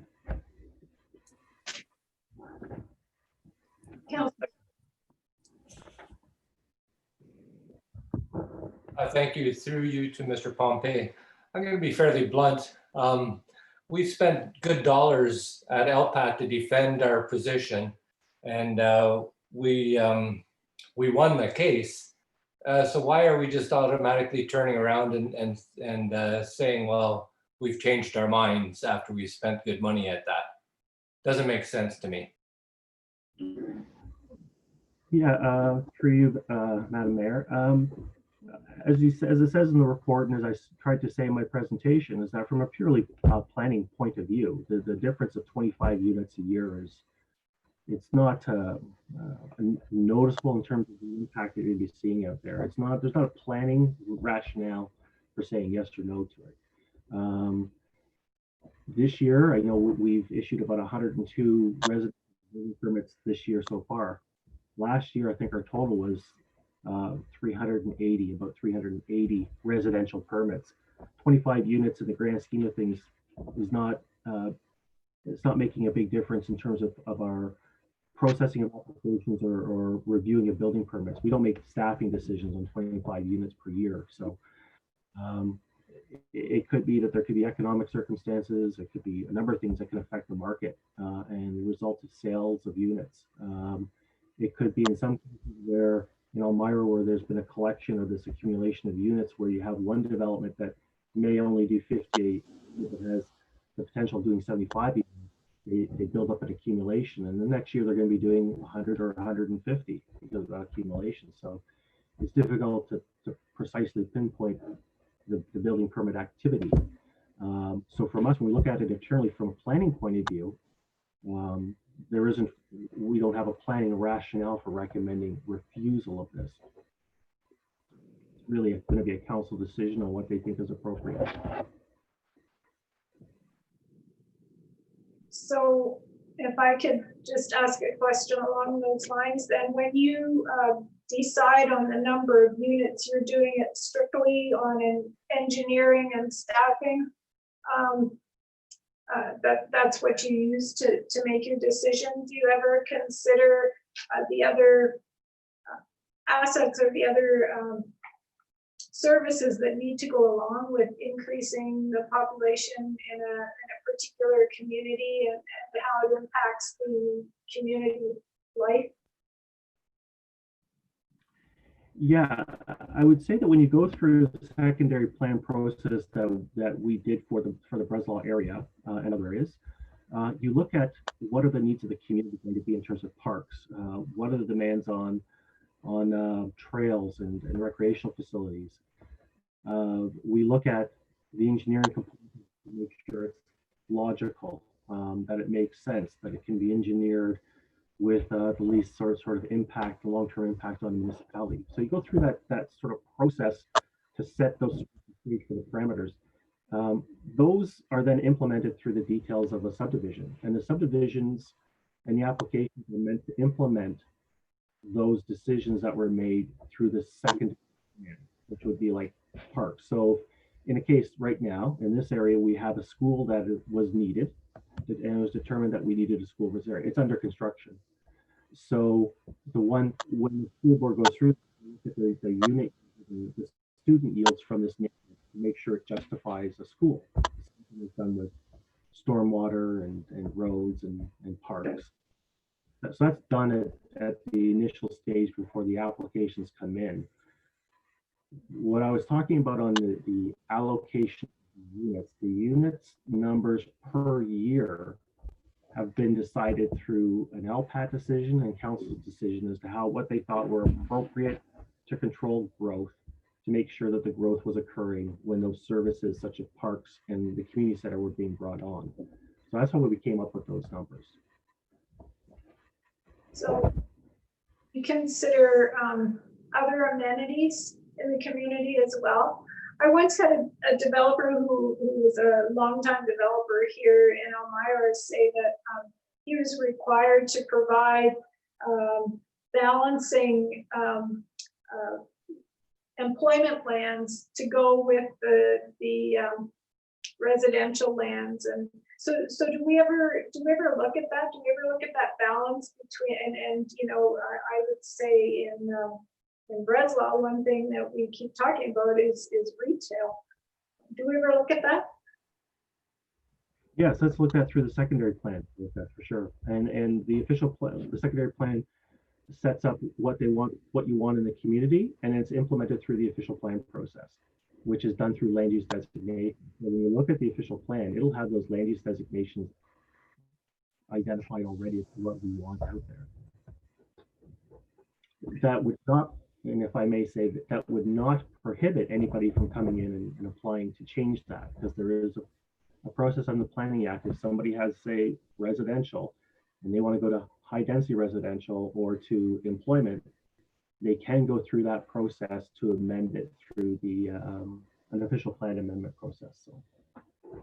Okay, thank you, Councilor McMillan. Yes, thank you, Mayor. Did Mr. Armstrong have a presentation tonight, or is he here to answer questions for us? I haven't asked him yet. He's listed as a delegation for 10 minutes. We're still asking questions of Mr. Pomponi. So if you have a question for Mr. Pomponi, go ahead. Otherwise, if no one else has questions, we'll let Mr. Armstrong speak. I think I do have questions, but I'm not sure if it would be for Mr. Armstrong or Mr. Pomponi. So perhaps after, if Mr. Armstrong does have a presentation, I could decide then. Certainly. Does anyone else have a question before we move on? Okay, Mr. Armstrong, the floor is yours. You have 10 minutes. Thank you. Yeah, thank you very much. Can you hear me okay? Yes, thank you. Getting used to these virtual public meetings. They're very different. Yeah, thanks very much. And I appreciate all the comments. And obviously I'd like to thank Jeremy and Mark for presenting the report. Some history, and then again, I can answer some direct questions. Obviously through the hearing, listen, we've got, in hindsight, to be honest, we wish that there would have been another way to go. Unfortunately, the hearing was the hearing. It's something that, if we could change things, we might try to do that. Because I remember in the days, if people remember when we first came into the community and we're working with Mr. Gosney, that was when Empire came, and it was Mr. Gosney that suggested we build the beginning of your community center there. So we built our sales office not up on the road, but in the middle of the community. And we had a tremendous working relationship with staff. Unfortunately, some of that through the secondary plan amendment, as Mr. Pomponi said, we had some significant disagreements with some of the planning positions, but at the time we really felt that we could provide and have a solution which couldn't be sought. So we had the hearing, and the councilor's right, you won. The hearing went forward. We thought it was an unfortunate decision, but we continued to move on. And as Mr. Pomponi said, notwithstanding that, we still remain committed. We worked with the separate school board. We sold them a site that was basically outside of the phases as we went forward. And through the years since the decision, we started talking to your staff about the work levels and the permits. And not to get into the details, but one of the councilors asked about the numbers in the letter. The letter's from me, by the way. I'm not a lawyer, I'm a planner. Those numbers are town numbers. I can just tell you, they came from your staff. They're just direct numbers. And what we did is we were just running some scenarios on growth, because the one thing about Riverland that's unique is you have existing services. The ponds are built. Obviously, there's a school there. There's a school being built. You have parks, community centers. And our desire has always been to build the site at a certain speed and pace that has a limited amount of impact on the residents. So listen, we have a successful community. It's a great town. People love to live in your community. What people have in that area, that's the benefit, and the mayor asked it, is there's not very many communities where you have a separate and public school, you have a community center, and you have an amazing park, and then you have the Grand River. And so our proposal tonight and through staff is if we can increase the cap, we're able to take off about 3 years of building in there, which means we're going to be done and out of that community for people, because we're in the back half of the community. So you have to go through the community or through the unopened Ottawa to get. So I'm here tonight, and I appreciate the opportunity. And I know there's been some history, some good, some not good, but we want to look forward. We love the community. We're still committed to it. We have a tremendous relationship with your staff. We're working with them every day. whether it's 50 units or 75, we still continue to work. You know, your engineering department is great. Your permit people are great. The planning, engineering, it's a good relationship. So we have some regrets in the past, but sometimes you need to move forward. And it's been 3 years, and for us, what we'd really like to see is allow us to pick up the pace a little bit. The school's going to open up in 2021, the separate school. By the time they open up, if we get the cap and we're able to move, we'll be around the school versus gaps. And that's not the only reason, but as we move towards Ottawa Street, as the staff report said, that piece along Ottawa Street's just been added into the urban boundary, and we'll be on the other side of the school site, and then we'll be able to develop, we'll build Ottawa Street, and basically we can leave people alone in the community. So we're here tonight to say, listen, we've always been committed to the community. Relationships have up and down, but my feeling is you know, we're committed to the community, and we'd like to see things go forward as per the staff recommendation. Thank you. Mr. Armstrong. Yep. Councillor McMillan.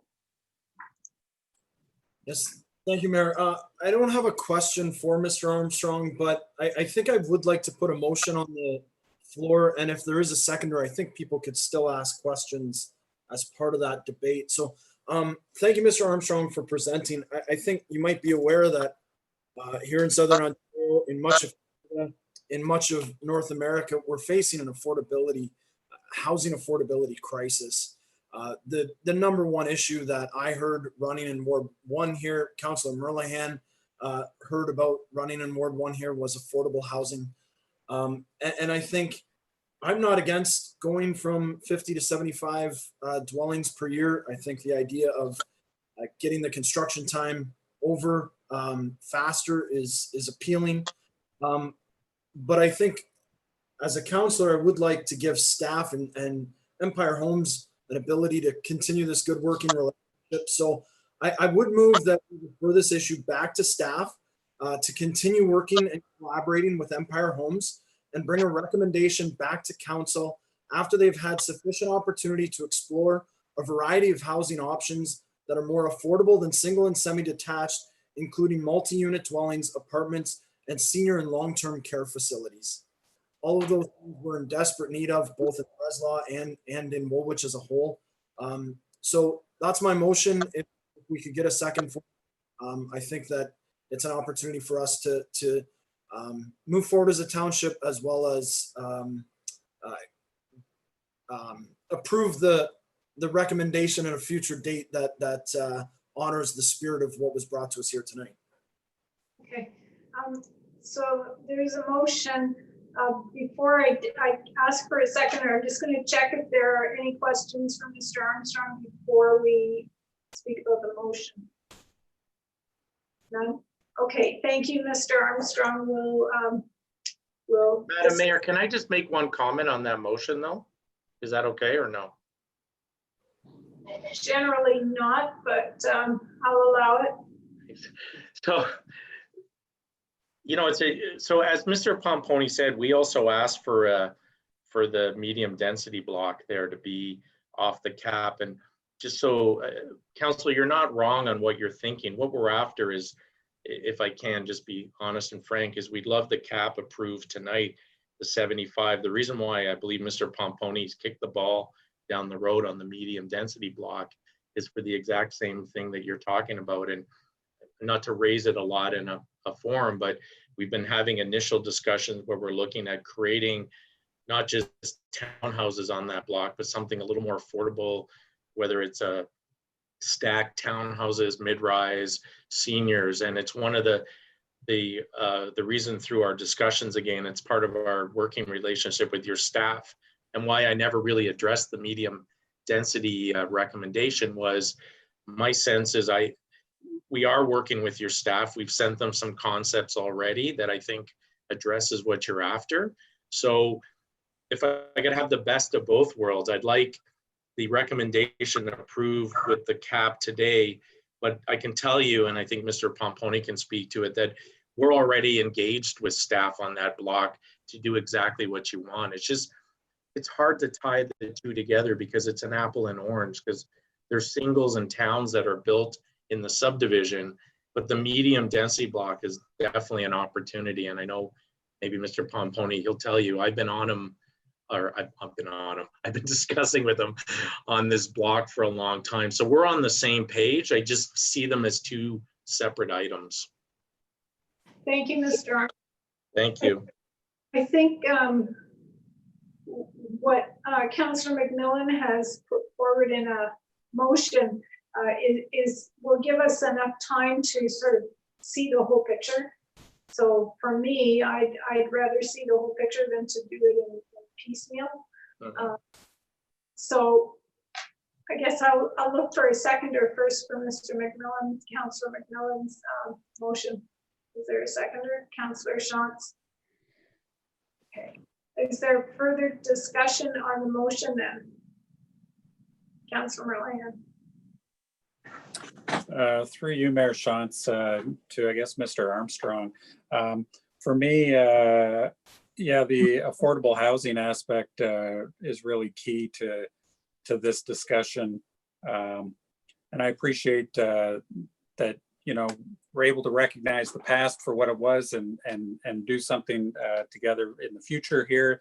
I'm not opposed to the 25 extra units, but I would like those units to be affordable. And when we talk about affordability, you know, people are saying they're putting affordable units up here in their townhouses that are almost $600,000. I mean, that's not what I'm talking about. I mean, Breslau has lots of beautiful homes and such, but we need to actually,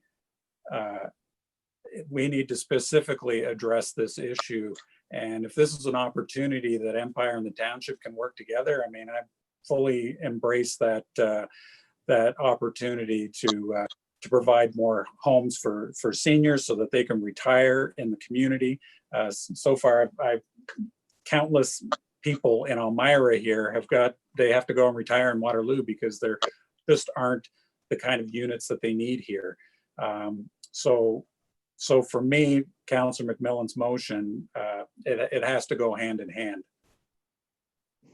I guess that there's no question there. I guess it's just a comment. Thank you. Councillor Shantz.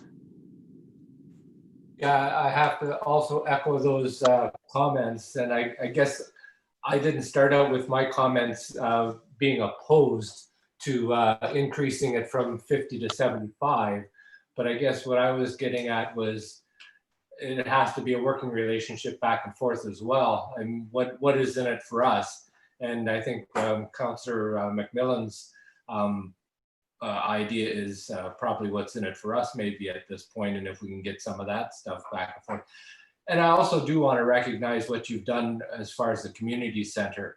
That's, you know, that was unprecedented at the time as well. And so I want to thank you for that publicly, because that is an awesome spot and people really use it and really like it. So I just want to pass that on as well. So obviously Empire can work together with the township. It's been proven in the past, and hopefully going forward, and I'm sure it can be again a good working relationship going forward. So, but I do want to thank you on behalf of the township for that.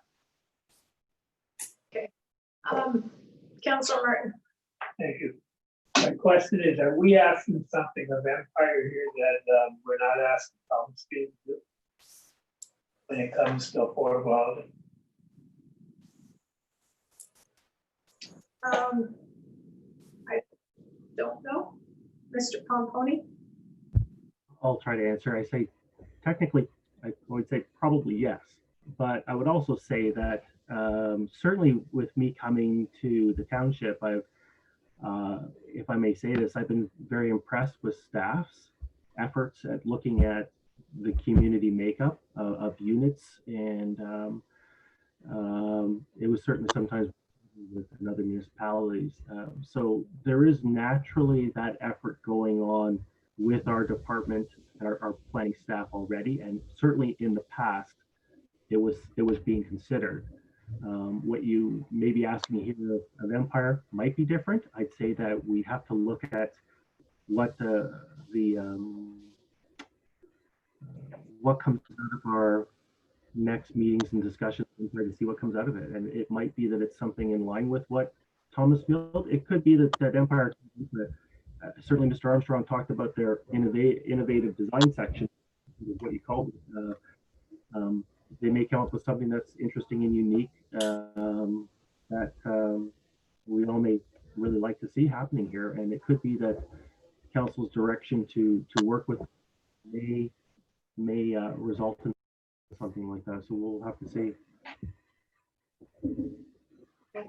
I think I would say that two subdivisions are somewhat different, and there are some things in Thomasfield that aren't in Empire and vice versa. Councillor McMillan.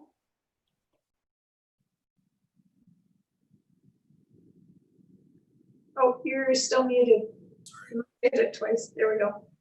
Sorry about that. Thank you, Mayor, through you. I think Councillor Martin's point is a good one. I think if another developer was here tonight asking us to increase the number of units per year, I, as a councillor, would be asking to have some connection to different types of housing options.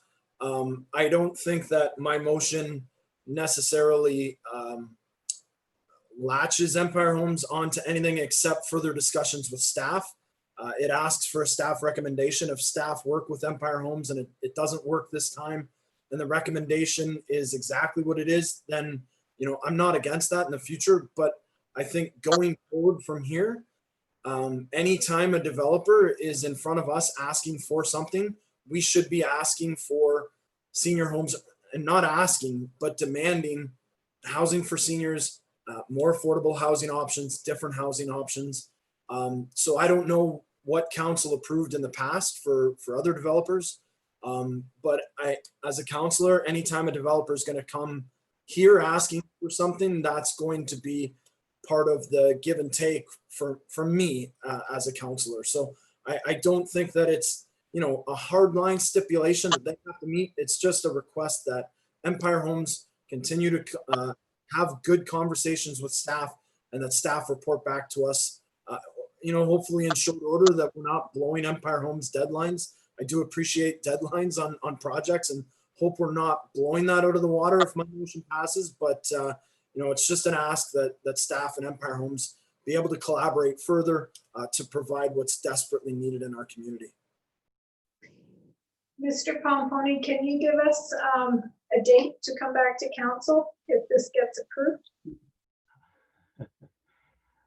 That's a tough one. I would say we'd be looking to come as we possibly can. I mean, I know it's kind of a big statement, but certainly I think if you look at our the momentum that is behind our staff and getting things out, we've been trying to pick up on getting things done as quickly as possible. Certainly, we would be willing to work with Empire to speed this up as quickly as we can. And hopefully, if we could do something in September, that'd be great. I would love to get something done by September. I'm not sure if it's possible, but we'll try. Thank you. Anything else from council? No, I'll call the question then. All those in favor? And that's carried. Thank you. So Mr. Pomponi and Mr. Armstrong and team will get together and see if we can come back with something that makes council so happy. Don't say yes. Thank you. Thanks for the time. Okay, thank you. Appreciate it.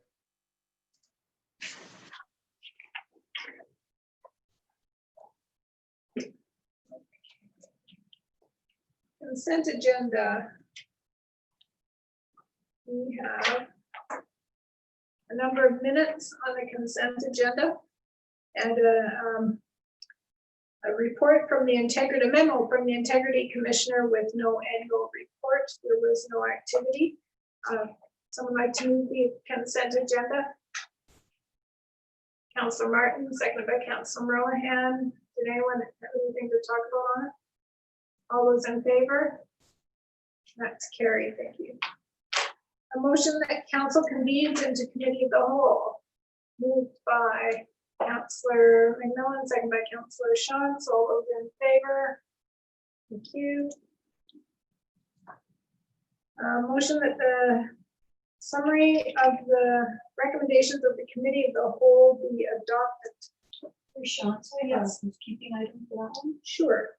I'm going to try and say this without adding confusion to the matter. So the summary on page 67 of your packages, it's a summary of decisions you council made sitting as committee of the whole on July 28th and are presented at this council meeting in a summarized list. I prepared the summary and I missed the recommendation that you passed on July 28th, directing staff to bring forward the Grandview Drive traffic and parking bylaw amendment. Overall, no harm done. We did bring that bylaw forward. This is a housekeeping item to include it on this list of recommendations that you're going to ratify tonight. I just wanted to point it out for awareness. Consider that resolution has been added. It's just a one-sentence resolution. It's not big.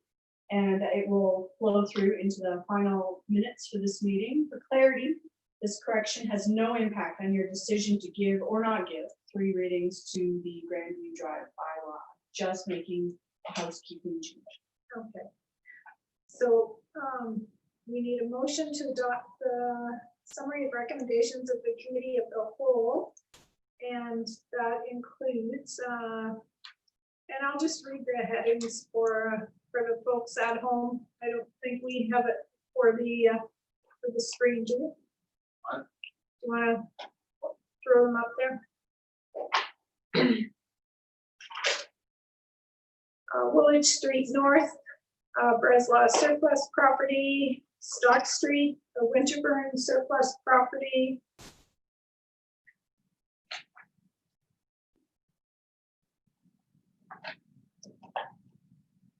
Audited financial statements from 2019. The Elmira summer seating area. Award of sidewalk snow removal contract.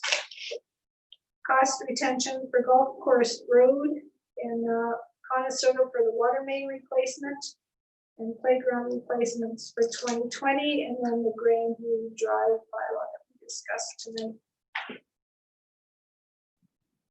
I'll move her in a seconder. Sorry, I'm looking over at the tables and there's nobody there except me. Here we go. I'll move her in a seconder, Councillor Shantz and Councillor Rohan. All those in favor? That's carried. Thank you. Staff reports. The first one is your conflict of interest, Councillor Rohan. If you'd like to turn yourself off, thank you.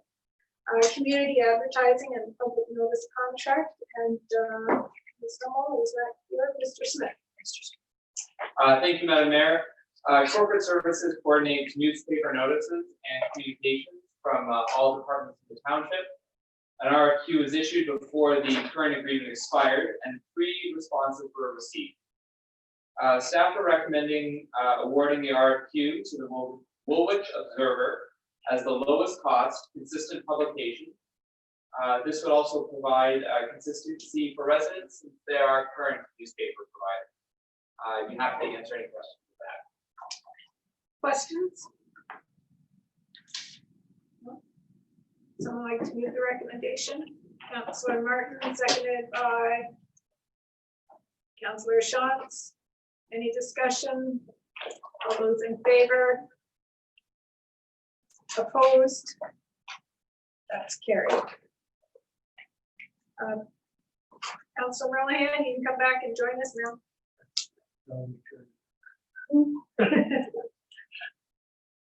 Sorry? Okay. Termite control program. Mr. Pomponi. Mr. Eichert. Thank you, Mayor Shantz.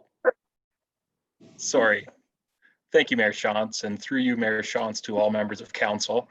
I'm here to speak to my report recommending a termite control program be implemented and to further provide any information if needed. The report provides context and describes the various parts of the control program. Staff are asking the council approve the hiring of a termite consultant for 5 years to implement their block-wide management program in Elmira and Winterburn at a cost of $60,000 per year plus HST. And further, that this cost be pre-approved for the 2021 budget and then the subsequent 4 years of budget after that. With that, I would be happy to answer any questions that anyone may have. Questions? Seeing no questions, someone like to move the recommendation?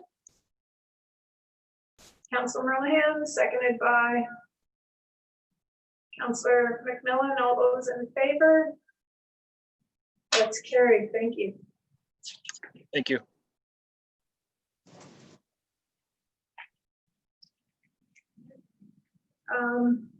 Other business, mayor's report on regional matters.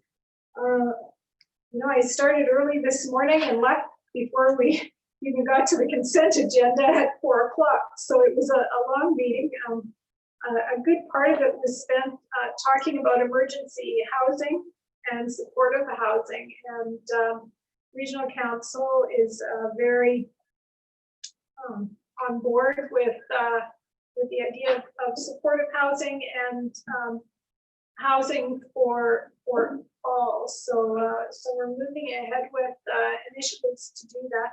I think one of the things that has been a good outcome from this pandemic has been the housing of a number of our homeless people in vacant motels and hotels, and providing wraparound services for them. And so it's really brought to the forefront some things that I think we all knew, but like doing meetings online, we just didn't think it could be done so quickly. So we are actively looking at improving our emergency housing, and you'll hear more about that in the coming time. Are there any council updates? Seeing none. Anything on the outstanding activity list? Sorry, Jeff, did I miss something? Yeah, if you don't mind, just one update for council. I forgot to introduce last meeting Alex Smith, no relation, but she is our new council committee facilitator. Alex, can you turn your video on just so people can see you? So this is Alex. She will be your council committee facilitator, and so she'll sort of be in this position. Thank you. Welcome, Alex. Alex is Smith with a Y, and her brother played hockey with my son, so I've known Alex for quite a long time. So welcome to the town, and I had nothing to do with her hiring, by the way. So welcome. Thank you.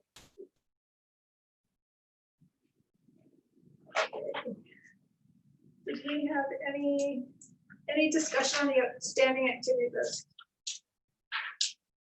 Seeing none, motion that the following bylaws be introduced and read for a first and second time.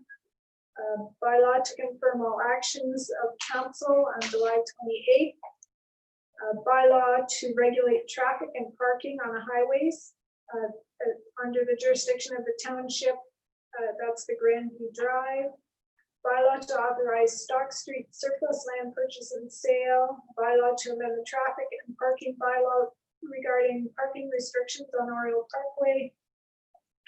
Bylaw to exempt certain blocks from part lot control block 100 Paradigm Homes.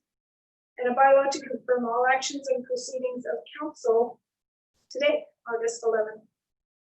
Moved by Councilor Merlehan, second. Oh, you've got a question. Yeah, actually, I'd like to pull 12.4.4, the traffic parking on Oriole Parking or Parkway.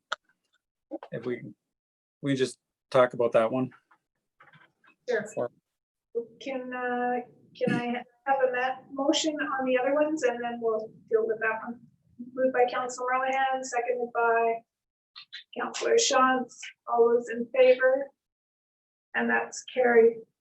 Councilor Ryan, go ahead. Yeah, through you, Mayor Shantz.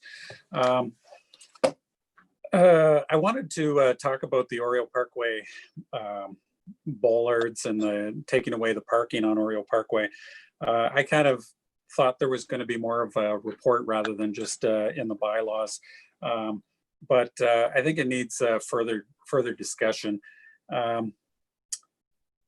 One of the things I asked Mr. Poupet about was the initial 40-kilometer speed limit on Oriole Parkway. There's Oriole Parkway, and then there's like Woolwich Street in Breslau that has a 40-kilometer speed limit.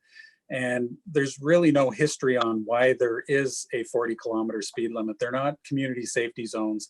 You know, I remember when I was a kid is when the 40-kilometer speed zone came up on Oriole because I lived there. And it you know, I'm only speculating, but it was basically somebody that on council at the time or whatever had that street changed for whatever reason. But when you look at the data on Oriole Parkway for the actual speeds, there is no speeding problem if you put the road to a 50-kilometer speed limit. The 85 percentile is 54, which wouldn't even we wouldn't even be talking about Oriole Parkway as a first stage measure according to our plan. You know, for consistency, we talk about consistency in roadways, and you know, I know there's discussion in other municipalities of taking things down to 40 and doing that, you know, which is fine. But right now we have Oriole Parkway is this, as it looks like people are massively speeding when really they're not doing much more than they are on any other street. I don't really, you know, and I don't live there anymore. There's certain ends of the street on Oriole because it's quite a long street. But the area between Goldfinch and Arthur Street are going to be your busiest because right now nobody parks there because people could probably park like 20 people in their driveways because they're huge properties. And it's a big open space, so people can just motor there. That's where I found most of the problems. And to be honest, I haven't had a complaint from Oriole Parkway for speeding. I've had it from Whippoorwill, Barn Swallow, Park Street, Cider Ave. I've had people contacting me, but people from Oriole have not contacted me since I've been a counselor on Oriole. I really don't feel like it's a priority street for the entire street where we're going to take away the parking and put those sidelines and the center bollards. And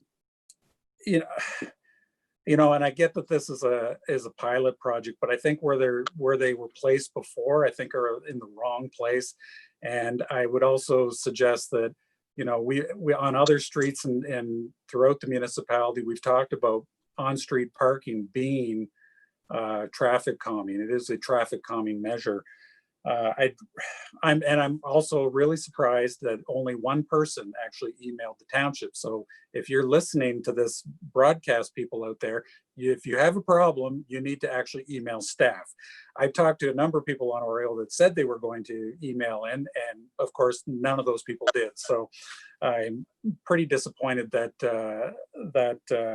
they couldn't make a simple email just to say, we don't want to lose our parking. It's not that hard.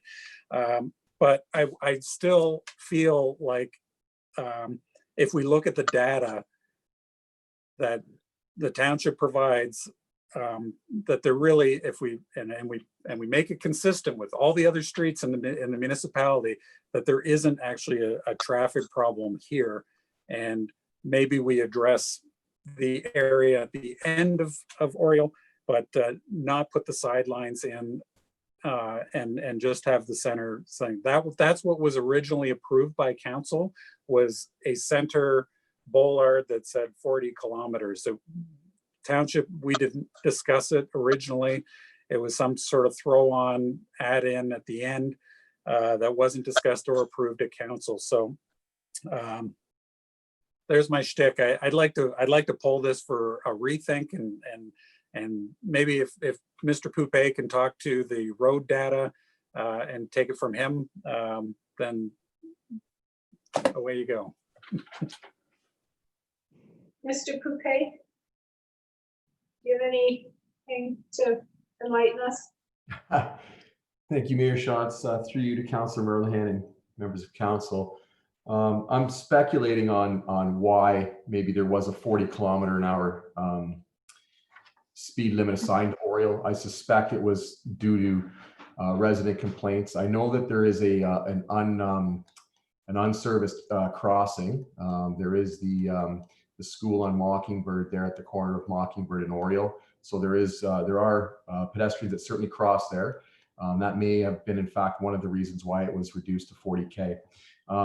Councillor Merlehan is correct. When we look at the data, the 85th percentile for this between Meadowlark and Goldfinch is 54.2 kilometers in a 40. Obviously, if that was a 50, that wouldn't necessitate any kind of traffic calming measures. I would just, speak to the PED zone signs. They are the first year for us. They are a cost-effective implementation tool that I would say every municipality in the region now is using. We do like the fact of the edge line signage with the center line sign.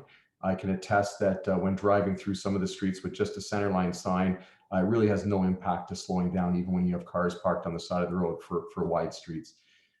We did notify residents back on July 23rd of our intent to impose the parking restriction for specific areas along the corridor so that we could implement the PED zone signage. And we received no concerns in writing by any means. I certainly have heard nothing other than what we did receive an email today at around 2:30 that we will certainly respond to. I would say that there is sufficient driveway space. It's not up front and close like in some of the older parts of town. So, we are certainly, we certainly look to implement that, but certainly that is council's decision, and council can certainly ask staff to look into 40km speed zones to see if they are artificially reducing or creating a speeding concern.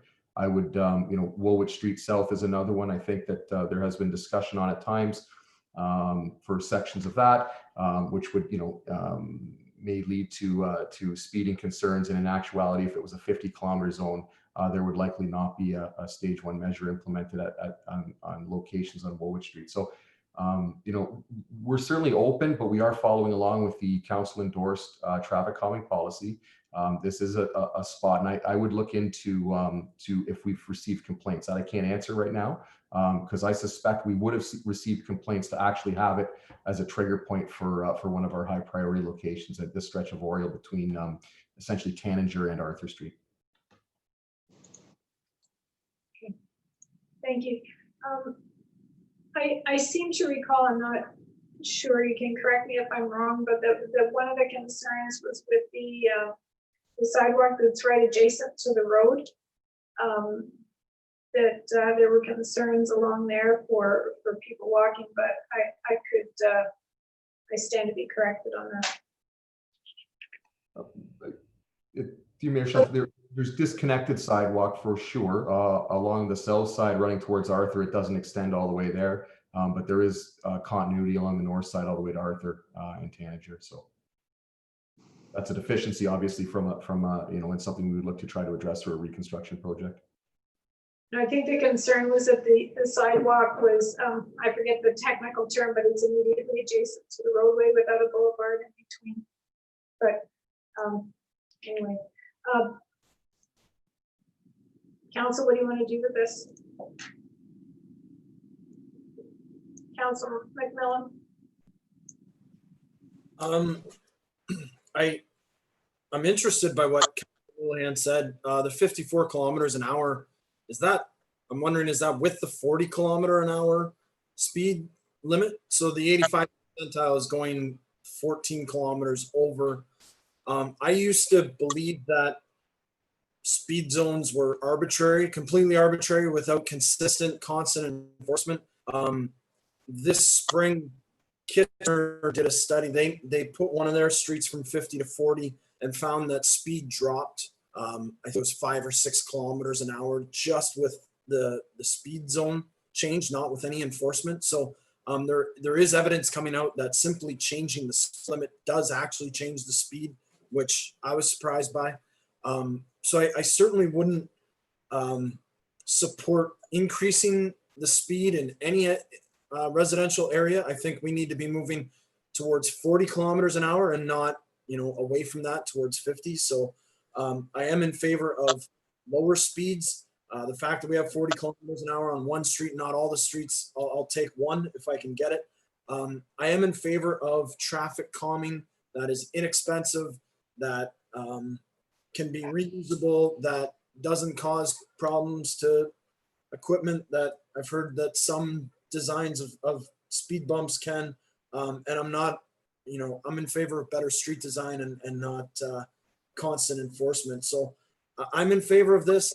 It is a pilot project. I'd like to see how it goes. I think that there were some complaints with our first attempt. I appreciate staff's effort to address those.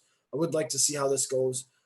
So I would move approval of the bylaw as written on the page there. And I'd like to see how it goes. Is there a seconder for that?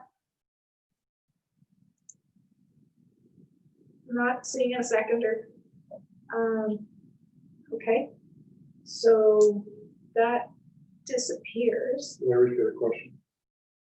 Councillor Shantz. Murray, do you have something? I have to agree with what Scott said. I have a concern that if we increase it to 50, then the speed limit will be, or the speed will be 64 kilometers an hour instead of 54 kilometers an hour. It seems to be quite apparent that people like to go 10 kilometers an hour more than what the speed limit says. So I don't think that's an option.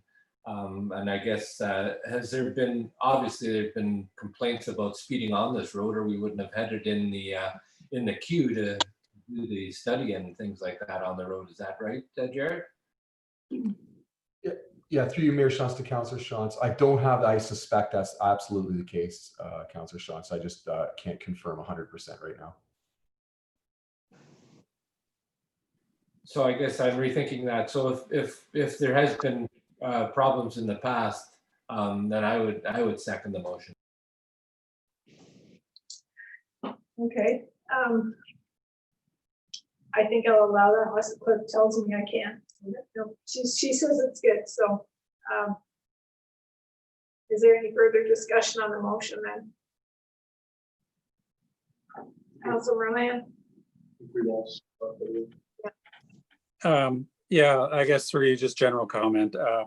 I know Oriole Parkway. I know the area, the end, the Goldfinch to Arthur.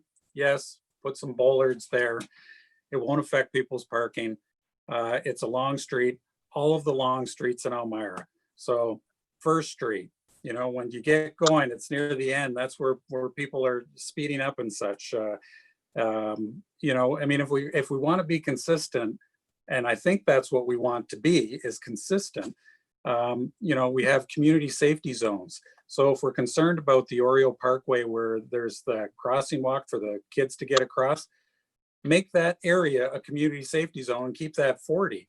The other end of Oriole doesn't get the kind of traffic that going towards Arthur does, because there's a lot of streets that feed onto Oriole Parkway. There's Flamingo, there's some other birds, a couple other bird streets that all feed onto there. And so making the whole street 40, it really doesn't make any sense. And, I've asked staff a number of times about, can you just find some history on when this turned to 40? Because I mean, no other street in Elmira is 40. So if you want to do community safety zone in a certain area, I 100% support that. It makes sense because of the school. But the whole street doesn't make sense, and taking away everybody's parking doesn't make sense, because that is more effective traffic calming when you got a car there than what these signs are. And I'm looking for consistency here. And if you want to look at Woolwich South, I mean, maybe it's something you continue to do, but I really think where you place those signs the first time was a big mistake. I don't think that's where the problem is. So, but I'm not a road engineer or anything else. I'm just a resident. I know that street. I lived there for 25 years. I have a pretty good sense of what that street is capable of, and I think this is a mistake to take away people's parking, even though, again, they didn't put their voice forward. So I'm going to try and be their voice. Councilor McMillan, Marie, did you? Sorry, what I missed, my computer froze again. What did Councillor Shantz end up? Did Councillor Shantz put something on the table that we're discussing? He seconded your motion. Oh, thank you, Councillor Shantz. Councilor Martin. Thank you. I must say I support Kyle on this issue. I think what he said makes sense. I'm not a big fan of the sticks they put up in the middle of the road. I heard from Oriole Parkway people that they worked for more than a week and then you could decide how fast they can go through them and the traffic didn't slow down at all. The region put them up in St. Clements, and I noticed last week that traffic had clear to run them all down. So I just don't think they're real effective, and you have to go back and repair and we're buying new ones. That's not cost effective. I think they're more nuisance than what they do good, what I've seen. Okay. Anything else?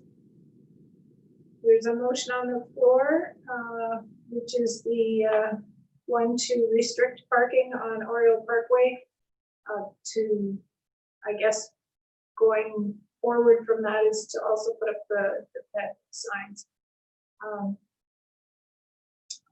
All those in favor? And opposed? And that's a tie, so the motion is lost. Direction from the clerk, just let it go. You could have chosen to vote or not, but if it's tie vote motion lost, you vote.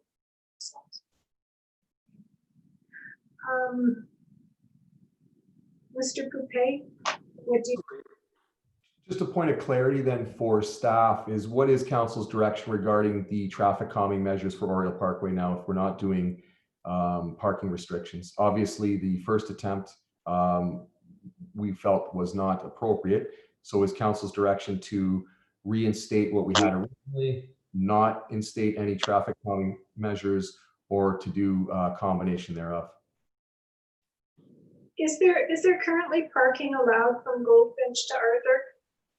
Yes. There's, okay. Councilor McMillan?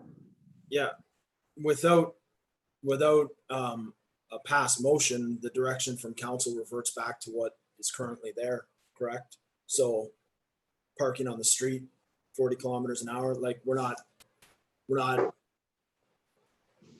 there's no direction from council to change direction. So it's what is currently existent, correct? That's right, unless council wants to direct staff otherwise. Mr. Coupé, did you want to add something? Only that we implemented the ped zone signage both on the edge and the center, and we removed them. So currently there is no traffic calming measures on Oriole Parkway. So if that's council's decision, then we'll take that. But I guess, are we being asked to reinstall the ped zone signs or just the center line sign, I guess is my question to council. I don't think you're being asked to reinstall the pet signs because it didn't appear to be safe with the parking allowed. So, Councillor, put your hand up. No? Okay.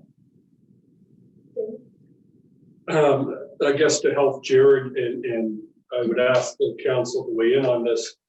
I think in the end, Jared, subject to council weighing in, that ultimately, you would have done previous studies on Oriole Parkway that said traffic calming measures should be put into place.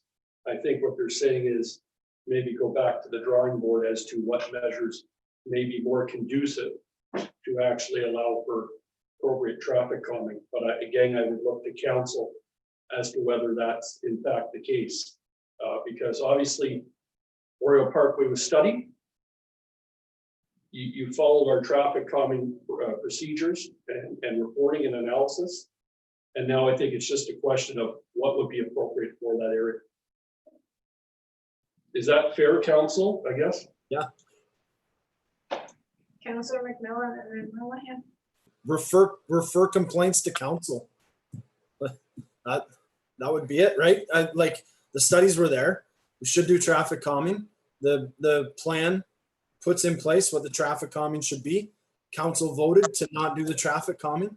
So refer complaints back to council is what I think that the proceedings would point us towards. Councillor Millihan. I'm certainly fine taking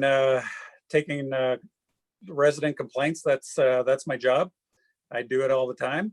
I take lots of traffic calming. I want traffic calming. I've been advocating for more traffic calming for years. I'm not against traffic calming. In this particular instance, you know, it was a new program that the township hasn't done. We didn't have experience with it. We thought we'd give it a try. You know, there was a bit of some bumbling on how it was installed. The sidelines we never talked about. That wasn't approved at council. Taking away parking was not part of it, and also goes against traffic calming. You know, Oriole Parkway is a very long street, and there are areas that have issues. The speed, even if you look at where we put the speed thing that collects our data, it's always in the one spot. It doesn't really collect data from either of the other ends. You know, and just from purely observation, from Goldfinch to Arthur is a problem. I'm okay if we want to, that's what we talked about. We didn't talk about the entire stretch. So if you want to talk about these signs in the middle of the road to continue that, I supported it back when it happened, but none of this other stuff was discussed. So that was an opportunity that we, you know, I don't blame anybody for that because we didn't exactly know what we were getting.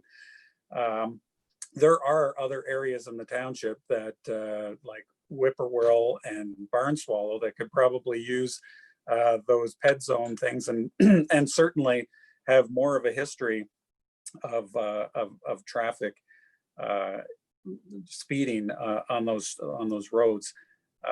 Oriole Parkway, if you put it to every other street is 50, if you make it, I mean, you know, if you can go 50 down Flamingo, you can go down, there's a church, there's apartment buildings, all that stuff. You can go 50 down there and then you turn onto Oriole and all of a sudden it's 40. Not having consistency within the roadways is not a good thing for residents. And you know, most people would turn on and go, oh, okay, I'm just doing the same speed, you know, but it's 40. So I would support community safety zone from Flamingo to, what's that street? Not Goldfinch, the one before it, Meadow, something or other, Meadowlark. You know, and make that area community safety zone. So it comes with actually, a community safety zone comes with a whole lot more so that if people are speeding in that zone, then there can be better consequences from police from speeding and all that. So I think you're gonna get more value over the longer term than these taking away people's parking. I don't know if that's enough direction. That's just what I think. But otherwise we do nothing. And send your complaints directly to me. I'll take them all. Councillor McMillan. Yeah, I appreciate the work that Councillor Merlihan does fielding complaints. I know he doesn't mind doing it, so I'll put up his phone number here. I just think that can't be direction from council because I think that your ideas are all great there, Councillor Merlihan, but that's a direction from a councillor, and direction from council has to be direction from council. So it would require, I don't know, a motion to get a staff report with new recommendations, or a motion from council for different options. But short of that, it's not direction from council. The motion was defeated. The direction from council is to not do that. So short of something else, the direction from council is the status quo. And again, what I was suggesting to council is, would anybody object to staff just taking another run at a report coming back that would outline options, which hopefully we can get majority support from council for? You know, so I'm hearing that council as a whole is supportive of the need for traffic calming. So maybe the direction to move on for this evening is staff come back with a further report and analysis, with the hope that that report will address the right traffic calming measures that council can support. So I think what, I see Scott just a second. I think what I heard is that from Goldfinch to Arthur is a problem. I don't think there's a parking problem along that stretch. As you said, the driveways are all quite long, and I don't recall seeing people parked on the road in that stretch.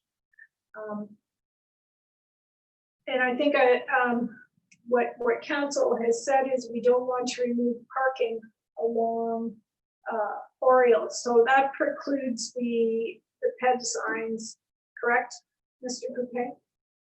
Yes. Correct. So what I think I've heard is, and so if you want to go back as Mr. Brenneman suggested and bring us something a little bit different, but I heard from Goldfinch to Arthur is a problem, that the rest of the road isn't. And do you have statistics further to Councilor Rohan's comments on the, what would that be, the west side, the west end? Yeah, to you, Mayor Johnson, to members of council. We have data between all of the connecting streets. So we certainly assess that data. I do not know all of the information offhand, but certainly the locations we've selected would indicate that there is a traffic a speeding concern for that length. My only concern, if we get into writing specific reports for specific locations, I just want to default back to the council endorsed traffic calming policy that stated a whole list of stage 1 traffic calming measures. So if it's council's will that we do not use the PED zone signs in this location, we accept that. And we could come back with an alternative stage 1 measure, because the important part about the traffic calming policy was you try to exhaust all stage 1 measures before moving into the stage 2 measures. And I think just to be consistent with that policy, and I heard that tonight, I think it'll be important. I'm concerned with resourcing and time if we're going to assess individual spots that become potentially problematic with that. So I don't have an issue with assessing that, having staff assess maybe an alternative stage 1 measure here in this location. And we can certainly provide council with all the data on within this stretch from basically Tanager to Arthur Street. If that's council's will, that is not an issue at all. That's my concern, is an individual report for various streets that we may have some challenges with at council. Okay. Council? Councilor McMillan? Yeah, does it need to go away? Like Councilor Millihan talked about, he doesn't mind the signs in the middle, the parking on the side. Like the problem with the signs on the outside was the parking got in the way. So then you have to have no parking to put signs on the outside. So like, does it have to go away and all the staff time to do another report? Or can we just say, put the signs in the middle, leave the parking, don't put the signs on the outside? Is that something that, we could move as a council tonight so staff doesn't have to put a whole nother report together? Mr. Bouquet, was there a safety concern? So my understanding, the problem was that cars would need to go fully into the oncoming lane to negotiate the PED zone signs. That was a concern. Typically, when you have on-street parking, you might have a tire track across the center of the road. Not as big of a concern, right? So what it was very effective from a traffic calming perspective, because cars had to stop and wait for oncoming cars to pass.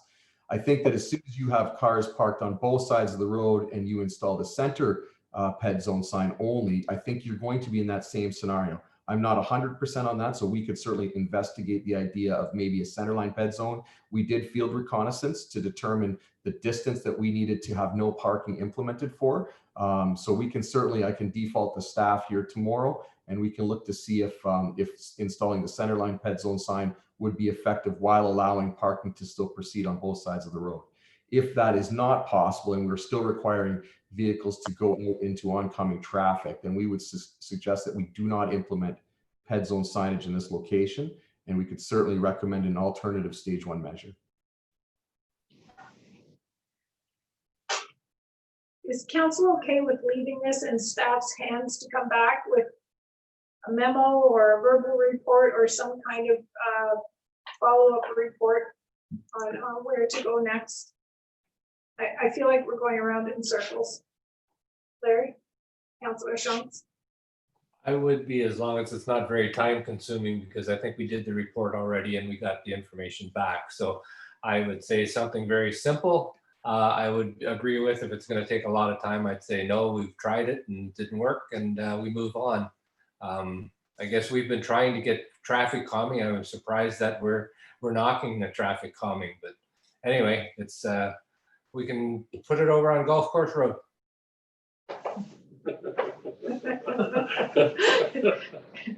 Those are your phone calls.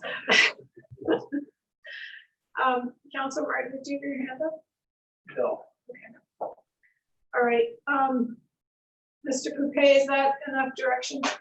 Yes, and I just, staff are watching tonight, so I can confirm that a ped zone sign in the middle of Oriole Parkway with parking on both sides will not work. So I can confirm that right now. Okay. Well, we'll, I think we've sort of said just leave it alone, but if you need to bring it back in some way, shape, or form, don't spend a lot of time on it. Okay, thank you. Hey, Mayor Shantz.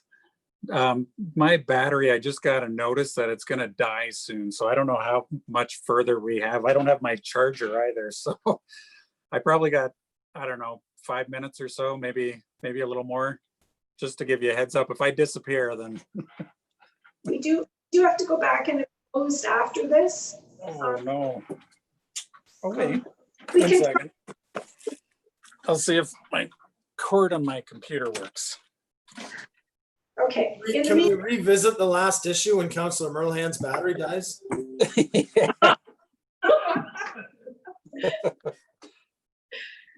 Oh, no, it's not charging. Darn. Okay, speak faster.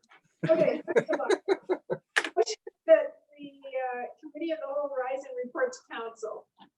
Moved Councilor Millen, second by Shantz. All those in favor? Thank you. Motion council confirms and adopts the proceedings of committee of the whole. Moved by Councilor Martin, seconded by Councilor McMillan. All those in favor? Carried. Anything to add on the correspondence in the package?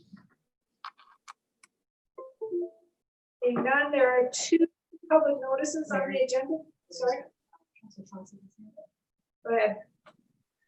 I'd like to do something with 14.6, the aggregate. If we can have a quick discussion on that. I don't know whether Mr. Pomponi is with us still. Yeah, Mr. Pomponi. What would did you have a question or?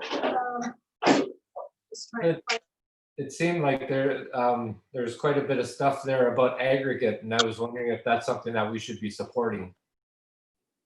Mr. Pomponi? Sorry, I only heard the part of the question there. You cut off at the end. Could you repeat it for me, please? The 14.6 correspondence, the one top aggregate producing. I was just wondering if that's something we should be supporting or not. Sure, just give me a second and I will find that. Sorry, Pat. Sorry, just give me a second. I apologize. 14.7. Seemed to be quite a bit of stuff in there about MPAC oh, there's Richard too. He's smiling. Maybe he's got some comments on it. Yes. Okay. Richard. Okay, Yeah, Richard. through you, Madam Mayor. So this is really something that TAPMO has been discussing with the County of Wellington. You may recall a few years back, MPAC went through a reassessment of all the gravel pits, and there were significant write-offs specifically for the County of Wellington and the lower tier municipalities in the county. Our write-off, fortunately, we didn't have too many gravel pits that were greatly affected by this reassessment. We did lose some tax income because of it, but thankfully we weren't nowhere close to the shape that they were. But that doesn't mean we may not find ourselves in that situation in the future. And I think if council sees fit to support that, I don't see any harm in doing that and throwing our support behind it. That's kind of what I was wondering, because it could affect us in the future, and if we can help some other township out, you know, it might be good for us in the future. Correct, yeah, because we are members of TAPMO. Okay, so are you making a motion on that? Or a direction? No motion.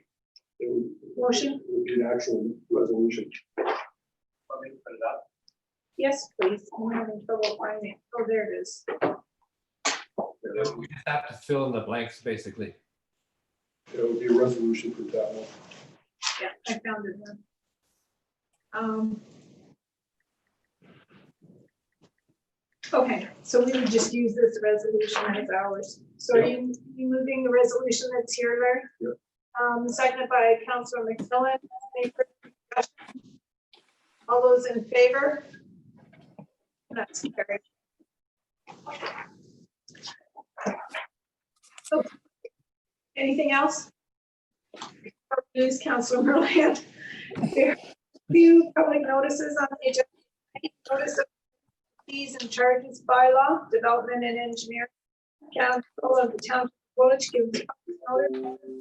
Discuss an amendment to the 2020 fee charges bylaw at the council meeting on Tuesday, September 1st, 2020, commencing at 7 p.m.